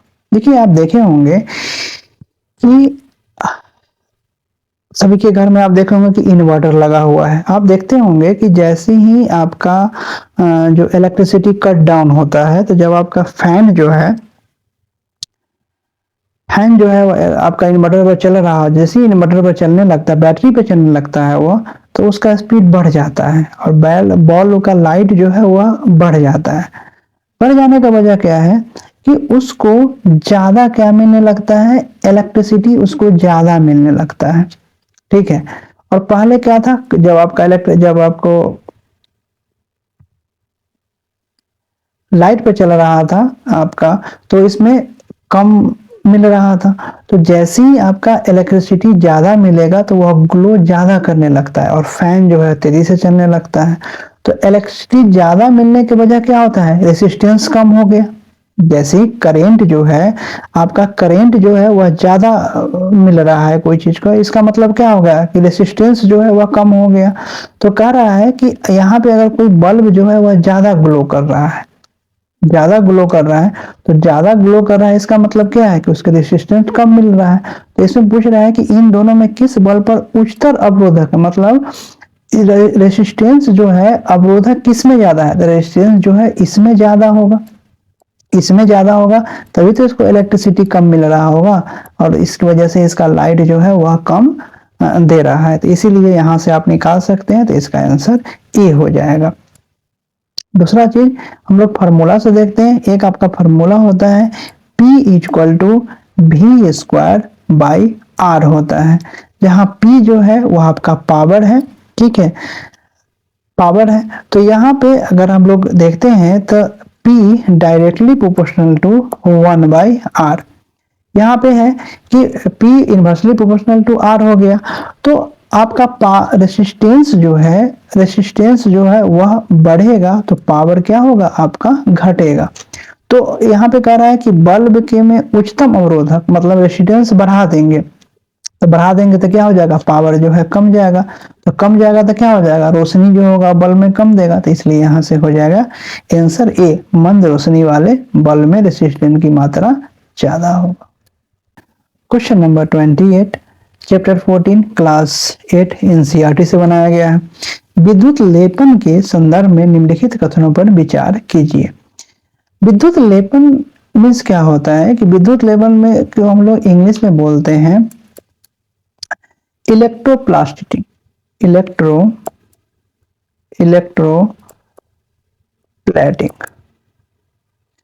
इलेक्ट्रोप्लेटिंग को हम लोग क्या बोलते हैं, विद्युत लेपन बोलते हैं।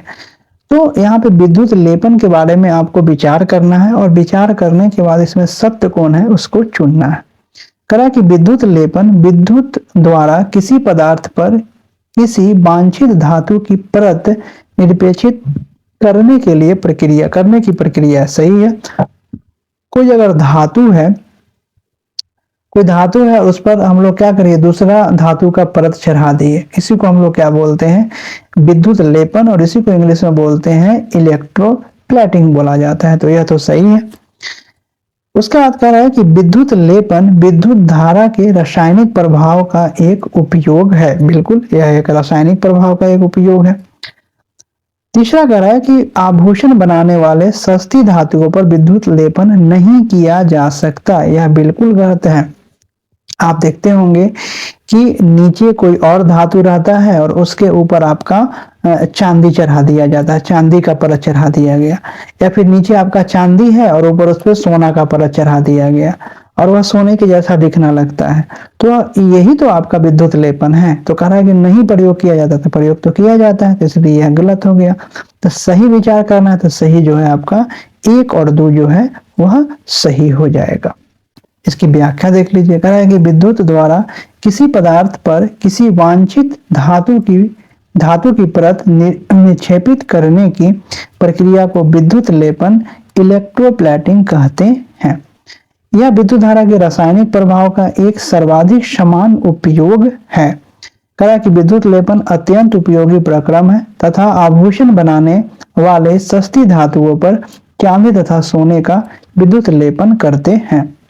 ये आभूषण देखने में चांदी या सोने के जैसे प्रतीत होते हैं, लेकिन वास्तव में अपेक्षाकृत बहुत सस्ते होते हैं। जो सस्ता मटेरियल है उस पे किया किया जाता है, वह महंगा मटेरियल वाला को क्या कर देता है, विद्युत लेपन किया जाता है, और वह देखने में लगेगा कि एकदम सोना है या चांदी है, लेकिन एक्चुअली में वह सोना चांदी नहीं रहता है। Question number 29 chapter 14 class 8 NCERT से बनाया गया है। कहा कि कथन पर विचार करके और आपका सही जो है उसको चुनना है।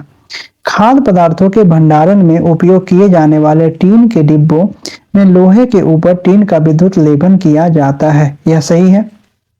आप देखते होंगे कि बहुत सारा जो मटेरियल होता है उसका पैकेजिंग होता है, उसमें आपका डब्बा होता है, डब्बा में खाने वाला चीज रखा हुआ रहता है। तो कह रहा है कि खाने वाला चीज में यहाँ पे जो अंदर रहता है वो आपका क्या हुआ, जो डब्बा जो बनाया जाता है, डब्बा जो होता है वो आपका किसका होता है, लोहा का होता है। और लोहे का होता है, लोहे के उस पर आपका क्या किया जाता है, टीन का उस पे क्या किया जाता है, विद्युत लेपन कर दिया जाता है, जिसके वजह से क्या हो जाता है कि आपका उसको भंडारण में उसको अंदर का जो मटेरियल होता है वह खराब नहीं होता है।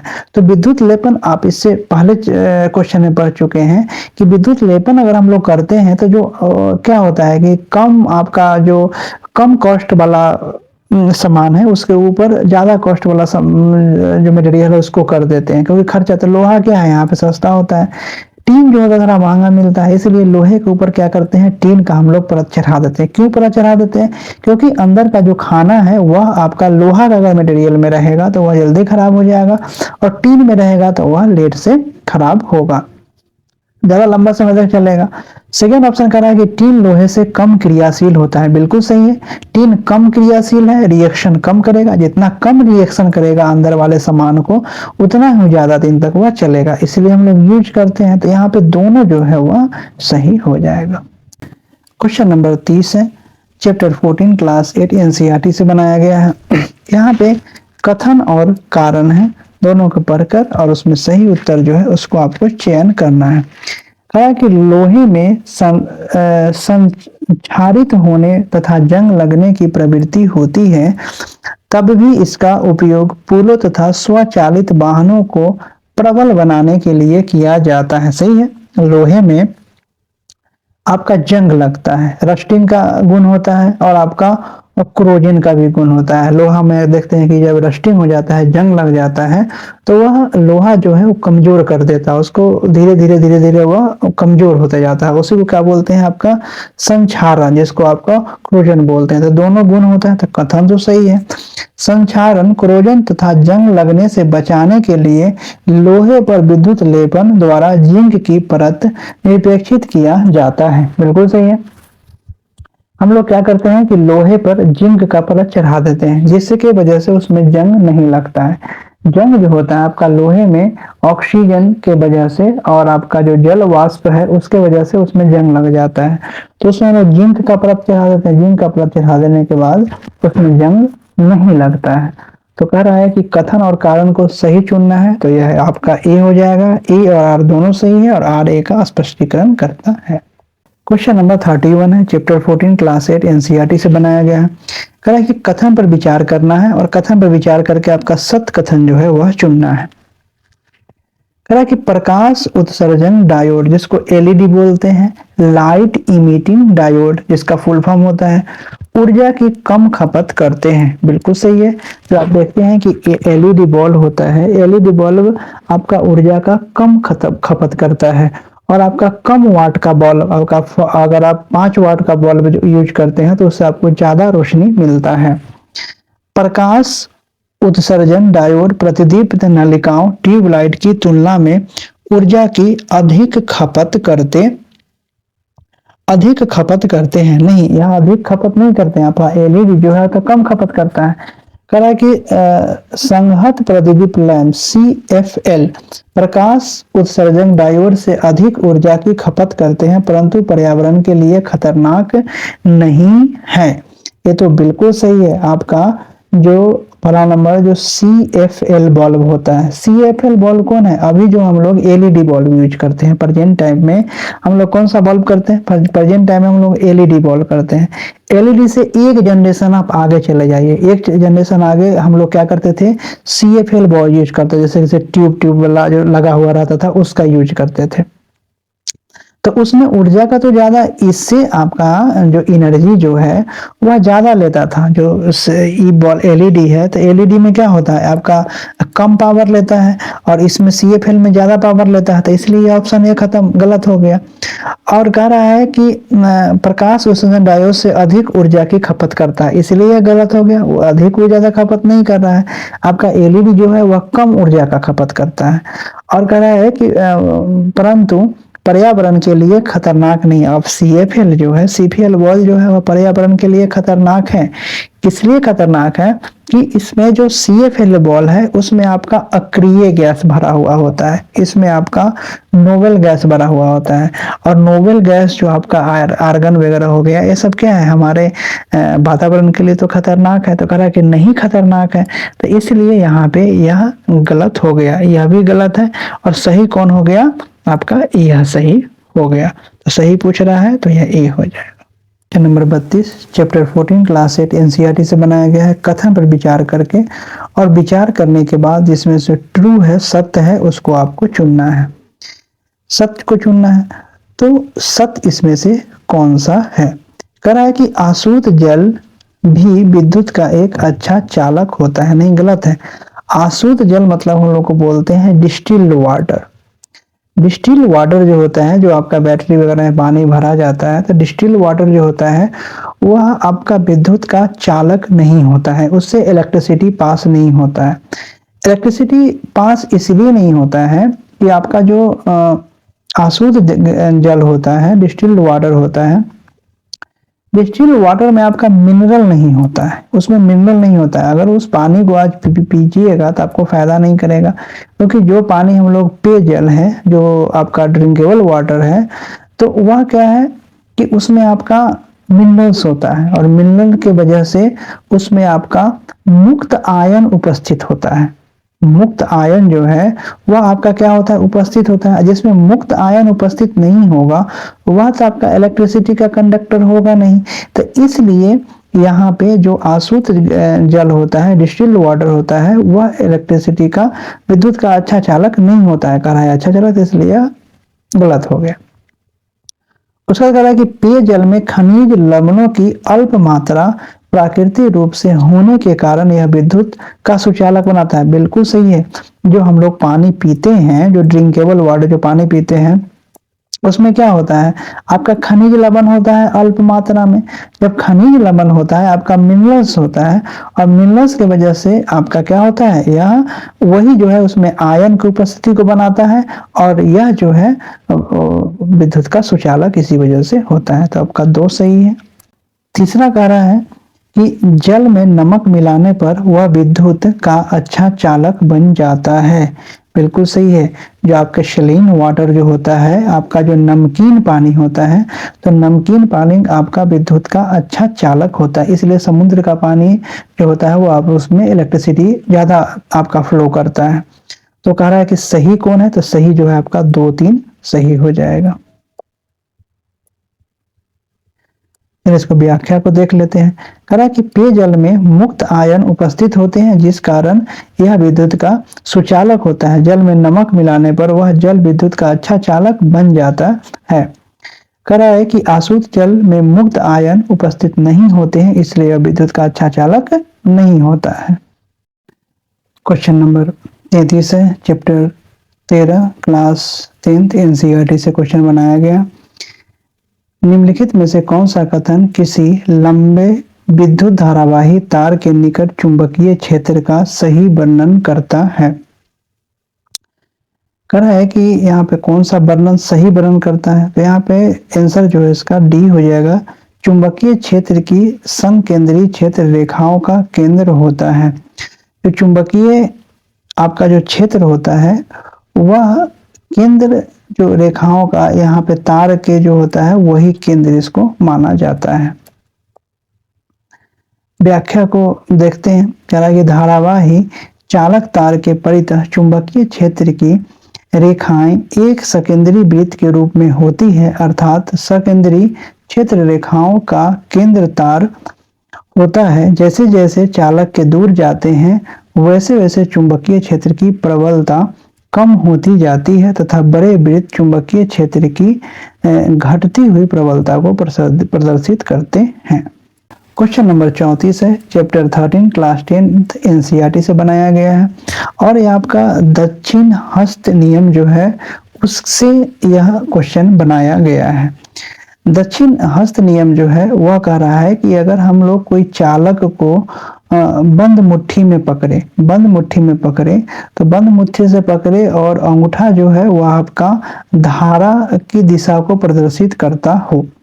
तो यहाँ पे वही कह रहा है कि दक्षिण हस्त अंगूठन नियम के अनुसार सत्य कथन कौन है। सत्य कथन इसमें हो जाएगा कि अंगूठा धारा की दिशा की ओर संकेत करता है। इसमें अंगूठा जो है धारा की दिशा की ओर संकेत करेगा। अंगूठा चुंबकीय क्षेत्र की दिशा को बताता है, नहीं। अंगुलियां विद्युत धारा की दिशा की, नहीं। अंगूठा विद्युत धारा का केवल परिमाण होता है, नहीं। यहाँ पे जो अंगुलियां जो है वो चुंबकीय क्षेत्र की दिशा को बताता है, नहीं। चुंबकीय क्षेत्र की दिशा को, यहाँ पे सत्य कथन, तो सत्य कथन जो है वह ए हो जाएगा।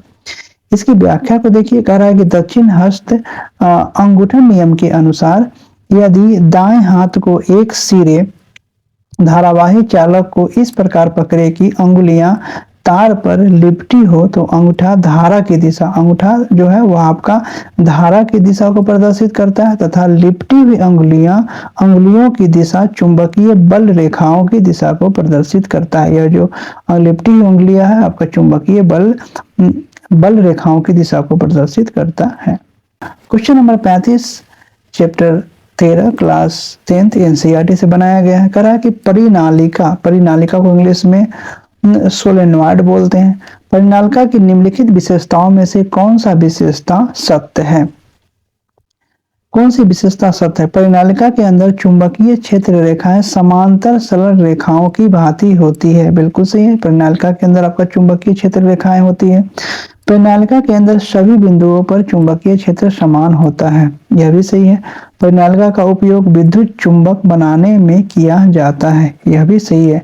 जो देखिए इलेक्ट्रिक चुंबक जो होता है, इलेक्ट्रिक चुंबक बनाने में जो बहुत बड़ा जो कारखाना जिसमें हेवी लोड्स बड़ा सामान को, भारी सामान को जहाँ पे उठाना पड़ता है क्रेन के द्वारा, उसमें हम लोग विद्युत चुंबकियों का प्रयोग करते हैं। और विद्युत चुंबकी जो होता है आपका परमानेंट नहीं, आपका यह टेम्पोररी होता है। इलेक्ट्रिसिटी का पावर जैसे ही हम लोग कट ऑफ करेंगे इस चीज का चुंबक तो खत्म हो जाएगा, इलेक्ट्रिसिटी का सप्लाई देंगे इस पे चुंबक तो आ जाएगा। तो विद्युत चुंबकों का जो प्रयोग हम लोग है बड़ा हेवी गुड्स को उठाने में या इधर उधर करने में हम लोग उसका प्रयोग करते हैं। क्वेश्चन नंबर 36 है चैप्टर 4 क्लास 12 एनसीईआरटी से बनाया गया। कह रहा है कि जब कोई कण चुंबकीय क्षेत्र में गति करता है, मान लीजिए कि आपको बताए हैं कि जब इलेक्ट्रिसिटी जब कोई ऑब्जेक्ट से पास होता है तो वह एक चुंबकीय क्षेत्र बना लेता है, आपका मैग्नेटिक फील्ड बना लेता है। तो कह रहा है कि कोई भी आपका कण है तो कण जो है अगर वह चुंबकीय क्षेत्र में गति करता है, अगर चुंबकीय क्षेत्र में कोई कण है यहाँ पे और वह आ गया कहाँ चुंबकीय क्षेत्र में, चुंबकीय क्षेत्र में गति करता है तो कण पर लगने वाला चुंबकीय बल अब क्षेत्र में आ गया, चुंबकीय क्षेत्र में आ गया, मैग्नेटिक फील्ड में आ गया। तो यहाँ पे जो मैग्नेटिक फोर्स जो यहाँ पे लगेगा मैग्नेटिक फील्ड में आने की वजह से वह क्या होता है? कण के आवेश पर निर्भर करता है, बिल्कुल। कण के जो आवेश है उस पर यह निर्भर करेगा। कण के वेग पर निर्भर करता है, बिल्कुल सही है। कण का वेग कितना है उस पर निर्भर करता है। और आपको चुंबकीय क्षेत्र पर निर्भर करता है या चुंबकीय क्षेत्र पर भी निर्भर करता है, इसके अंदर आएगा था। केवल वेग तथा चुंबकीय क्षेत्र पर निर्भर करता है नहीं, इसके आवेश पर भी आपका निर्भर करता है। यहाँ पे व्याख्या देखिए, कह रहा है कि जब कोई आवेशित कण किसी चुंबकीय क्षेत्र में गति करता है तो इस पर चुंबकीय बल का कार्य करने लगता है। और देखिए चुंबकीय बल यहाँ पे फॉर्मूला क्या है, F = QV sin थीटा। तो यहाँ पे F जो है वह directly proportional to Q, Q means कण का आवेश हो गया, F जो है वह डायरेक्टली प्रोपोर्शनल टू V जो है आवेशित कण का वेग हो गया, F जो है वह आपका डायरेक्टली प्रोपोर्शनल टू B और B जो है चुंबकीय क्षेत्र की दिशा। तो यहाँ पे तीनों पर जो है वह आपका क्या करता है, इफेक्ट डालता है। तो यहाँ पे चुंबकीय क्षेत्र में गतिमान आवेशित कण पर लगने वाला चुंबकीय बल कण के आवेश पे, कण के आपका आवेश पे, कण के वेग पे और चुंबकीय क्षेत्र पर, तीनों पर निर्भर करता है। समझ गए एक्सप्लेनेशन। क्वेश्चन नंबर 37 है चैप्टर 13 क्लास 10 एनसीईआरटी से क्वेश्चन बनाया गया है। निम्नलिखित में से कौन सा कथन असत्य है? आपका असत्य कथन को यहाँ पे चुनना है। यहाँ पे कह रहा है कि मानवीय शरीर की तंत्रिका कोशिकाओं के अनुदिश गमन करने वाली आयन धाराएं चुंबकीय क्षेत्र उत्पन्न करती है। यह सही है। मानव शरीर के भीतर चुंबकीय क्षेत्र शरीर के विभिन्न भागों में प्रतिबिंब प्राप्त करने में सहायता करती है। यह भी आपका सही है, सहायता करती है।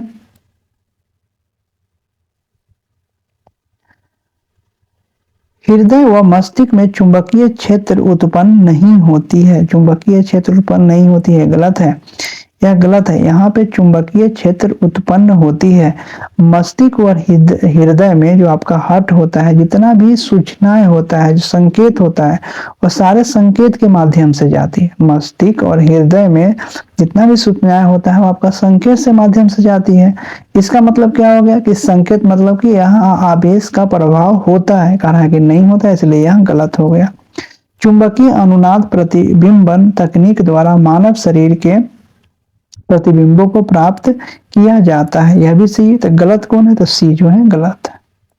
Question number 38 chapter 4 class 12 NCERT से बनाया गया है। साइक्लोट्रॉन डीज द्वारा बना होता है, इसके संबंधित सत्य कथन को आपको चुनना है कि सत्य कथन इसमें कौन है। साइक्लोट्रॉन आवेशित कणों को त्वरित करने वाला यंत्र है, सही है। साइक्लोट्रॉन का आविष्कार नाभिकीय अन्वेषण के लिए किया गया था, यह भी सही है। साइक्लोट्रॉन में केवल चुंबकीय क्षेत्र का प्रयोग किया जाता है, नहीं है, गलत है। तो सही कौन है? आपका 1 और 2 सही है। इसकी व्याख्या को देखते हैं। साइक्लोट्रॉन धन आवेशित कणों, प्रोटॉन, न्यूट्रॉन एवं आयनों को अति उच्च ऊर्जा तक त्वरित करने के लिए एक सरल उदाहरण है। सन 1934 में लॉरेंस एवं लिविंगस्टन ने इसका आविष्कार नाभिकीय अन्वेषण में किया था। कराएगी आवेशित कणों को ऊर्जा में वृद्धि करने के लिए साइक्लोट्रॉन में संयुक्त रूप से विद्युत व चुंबकीय क्षेत्र का उपयोग किया जाता है। ये दोनों क्षेत्र एक दूसरे के लंबवत होते हैं। Question number 39 chapter 4 class 12 NCERT से क्वेश्चन बनाया गया है। निम्नलिखित कथनों पर विचार करके आपका सत्य जो है वह चुनना है कि सत्य कौन है।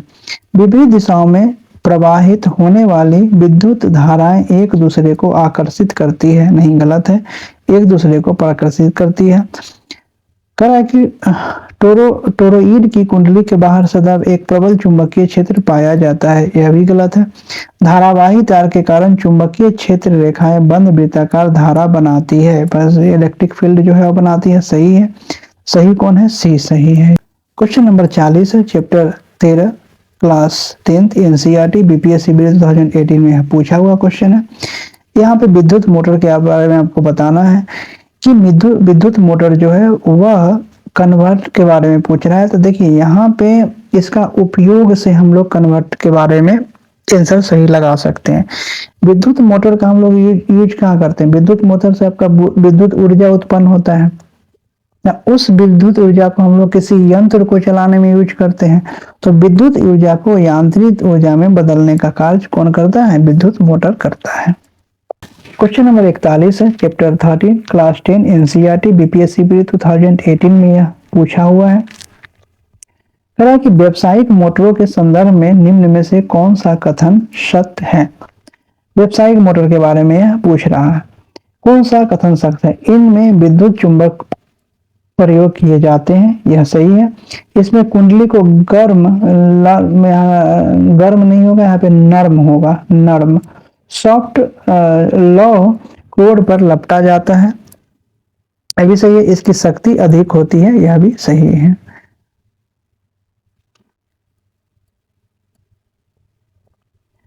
व्याख्या देखिए, कह रहा है कि व्यावसायिक मोटर में अस्थायी चुंबक के स्थान पर विद्युत चुंबक का प्रयोग किया जाता है तथा विद्युत धारावाही कुंडली में फेरों की संख्या अधिक होती है।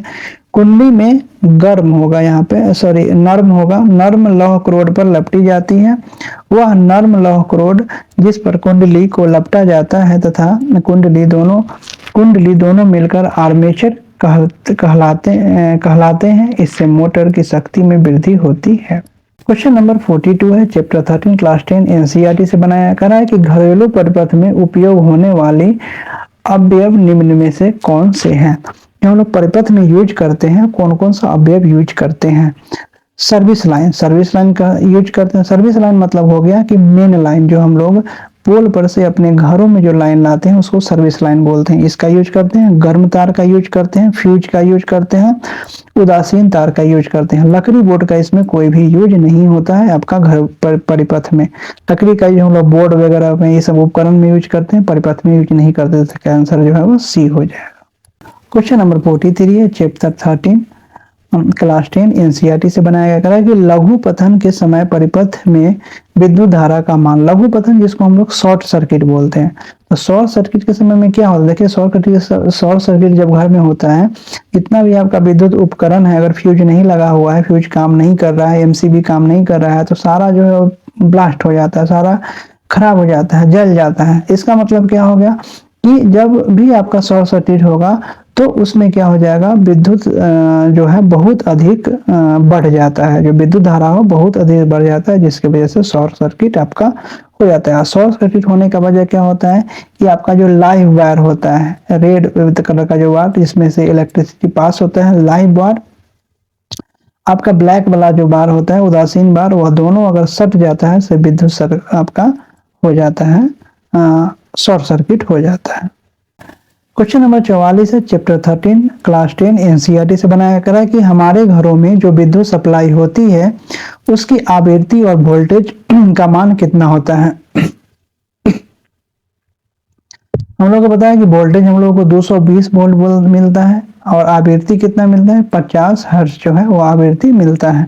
फ्रीक्वेंसी का जो आपका जो यूनिट होता है वो इसको हर्ट्ज में करते हैं और आपका वोल्टेज को वोल्ट में। तो आपका 50 हर्ट्ज और 220 वोल्ट हम लोगों को मिलता है घरों में जो विद्युत सप्लाई होती है।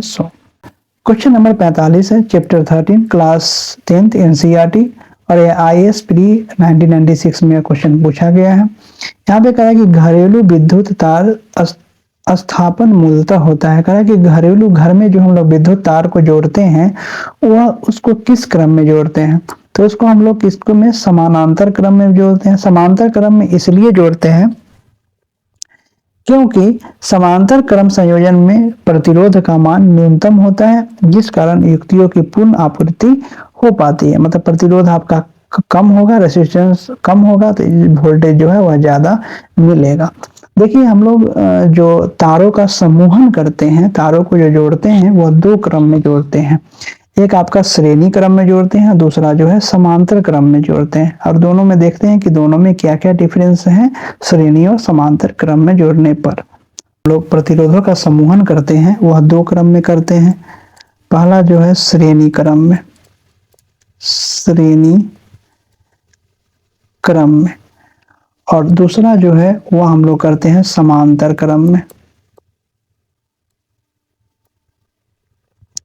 समांतर क्रम में। अब देखिए श्रेणी क्रम और समांतर क्रम में कैसे तारों को जोड़ा जाता है। श्रेणी क्रम में हम लोग कैसे जोड़ते हैं, मान लीजिए यह वायर है, यह वायर है,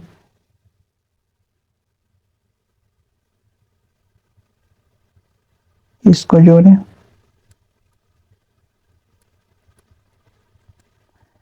इसको जोड़ दिए।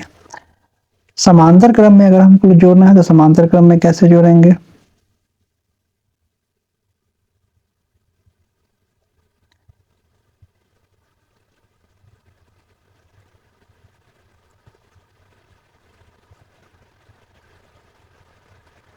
यहाँ पे इसको ऐसे जोड़ दिए। यहाँ पे देखिए कि यह आपका रेसिस्टेंस है R1, R2, R3। उसके बाद यहाँ पे आपका करंट है, voltage V1, current, voltage V2, current, voltage V3। यहाँ पे करंट जो है आपका I1, I2, I3। रेसिस्टेंस जो है R1, R2, R3। यहाँ पे वोल्टेज जो है वह आपको सेम मिलेगा। यहाँ पे इसको अगर फार्मूला से हम लोग निकालते हैं, इसका फार्मूला का यूज करते हैं, देखिए इसका फार्मूला क्या होता है। श्रेणी क्रम का फार्मूला जो होता है वह होता है, टोटल को अगर आप रेजिस्टेंस को जोड़िएगा, ऐड कीजिएगा, तो R1 plus R2 plus R3 plus dot dot so on Rn, ये इसका श्रेणी क्रम का फार्मूला हो गया। समांतर क्रम के फार्मूला को आप देखिएगा तो यहाँ पे हो जाएगा 1/Rp R1 plus R2 plus so on 1/Rn। अब यहाँ पे दोनों में फायदा क्या है, दोनों को अगर हम लोग जोड़ते हैं, श्रेणी क्रम में जोड़ते हैं और समांतर क्रम में जोड़ते हैं, दोनों देखिए दोनों से क्या होता है। श्रेणी क्रम में क्या होता है कि जो पहला तार जो होता है अंतिम छोर से दूसरा तार पहला छोर से जुड़ा हुआ होता है। पहला तार अंतिम छोर से, दूसरा तार जो होता है पहला छोर से जुड़ा हुआ होता है। धारा करेंट जो होता है सभी जगह समान होता है। देखिए आपका करेंट जो है वह सभी जगह समान मिला, सभी जगह समान मिला। विभवांतर वोल्टेज अलग अलग होगा, यहाँ पे देखिए वोल्टेज अलग होगा, यहाँ वोल्टेज अलग होगा, यहाँ पे वोल्टेज अलग होगा। सही हो गया। उसके बाद समांतर क्रम में अगर हम जोड़ते हैं तो समांतर क्रम में क्या फायदा होगा, सभी प्रतिरोधों का एक छोर किसी एक बिंदु और दूसरी छोर किसी दूसरे बिंदु से जुड़ा हुआ होता है। प्रतिरोध देखिए, ई प्रतिरोध जो है वह एक छोर दूसरा बिंदु से, ये दूसरा बिंदु से, ये दूसरा बिंदु से आपका जुड़ा हुआ है। ठीक है। उसके बाद क्या है, धारा अलग अलग होगा। देखिए धारा अलग अलग है, यहाँ पे अलग धारा है, यहाँ पे अलग है, यहाँ पे धारा अलग है। उसके बाद इसमें क्या, विभवांतर समान होगा, विभवांतर आपका समान होगा। जैसे देखिए यहाँ पे समान है, यहाँ पे समान, यहाँ पे समान। दैट मीन्स जो है वोल्टेज जो है वह सभी जगह इक्वल मिलेगा। सभी जगह अगर वोल्टेज मिलेगा तो जितना भी इक्विपमेंट है आपका सभी में क्या होगा, वोल्टेज एक ही जगह मिलेगा। ये बात समझ गए। श्रेणी क्रम जोड़ने में और समानांतर क्रम में जोड़ने में क्या होगा, कह रहा है कि आपका इसमें प्रतिरोधों का मान अन्य सभी प्रतिरोधों से अधिक होता है। किसमें, जो श्रेणी क्रम में जो होता है इसका प्रतिरोधों का मान जो है वह ज्यादा होगा। दूसरा आपका समांतर क्रम से ज्यादा प्रतिरोध, जब प्रतिरोध ज्यादा बढ़ेगा तो क्या हो जाएगा, उसको वोल्टेज कम मिलेगा। यह हो गया। दूसरा चीज हम लोग देख लेते हैं कि कहाँ क्या क्या जोड़ा जाता है। तो कह रहा है कि दीपावली में जो लड़ी वाला तार होता है उसको हम लोग किस में जोड़ते हैं, श्रेणी क्रम में जोड़ते हैं। दीपावली में जो लड़ी वाला वायर नहीं होता है, लाइट होता है, उसको हम लोग श्रेणी क्रम में जोड़ते हैं। और घरों का उपकरण जो होता है वह हम लोग समानांतर क्रम में जोड़ते हैं। घरों का आपका उपकरण जो होता है, घरों का उपकरण जो होता है वह इसमें जोड़ते हैं। और जो लड़ी वाला लाइट वगैरह होता है दीपावली में वह श्रेणी क्रम में जोड़ते हैं। इससे आपको क्लियर हो गया होगा। क्वेश्चन नंबर 46 है, चैप्टर 13 क्लास 10 एनसीईआरटी यूपीएससी, आपका यूपी पीएससी प्री 2002 में पूछा गया है। कह रहा है कि विद्युत उपकरणों में अर्थ का उपयोग होता है। अर्थ का उपयोग आपका सुरक्षा के लिए किया जाता है। व्याख्या कर रहा है कि सुरक्षा के लिए विद्युत उपकरण में अर्थ का उपयोग किया जाता है। विद्युत उपकरणों में 3 पिनें होती है। मोटी पिन का संबंध अर्थ पृथ्वी से होता है। आप देखेंगे कि जो सॉकेट होता है, सॉकेट में आपका 3 पिन लगा हुआ होता है। एक पिन जो होता है वो आपका मोटा वाला होता है, या 2 पिन जो होता है आपका पतला पतला नीचे होता है, नीचे होता है। तो मोटा वाला पिन होता है आपका अर्थ से यह कनेक्टेड रहता है। अर्थ का कनेक्शन इसलिए किया जाता है ताकि उपकरण जीवित परिपथ मतलब लाइव सर्किट से संबंध होने से पहले पृथ्वी से जुड़ सके और आपका वोल्टेज जो है वो नियंत्रित कर सके। यह सेशन समाप्त हुआ। और दोस्तों सब्सक्राइब करना आप ना भूलें। मिलते हैं नए सेशन में। और मैं चाहता हूं कि वीडियो जो है उसका लेंथ कम हो, बट समझाने एक्सप्लेनेशन देने की वजह से लेंथ इसका ज़्यादा हो जाता है। और वो ज़रूरी भी है, एक्सप्लेनेशन ज़रूरी भी है। अगर जितना करवा रहे हैं उतना सारा बुक में भी नहीं लिखा हुआ है, और अगर आप समझते हैं तो आपके लिए ज़्यादा फायदा होगा। मिलते हैं नेक्स्ट वीडियो में दोस्तों, सब्सक्राइब करना ना भूलें। जय हिंद, जय भारत।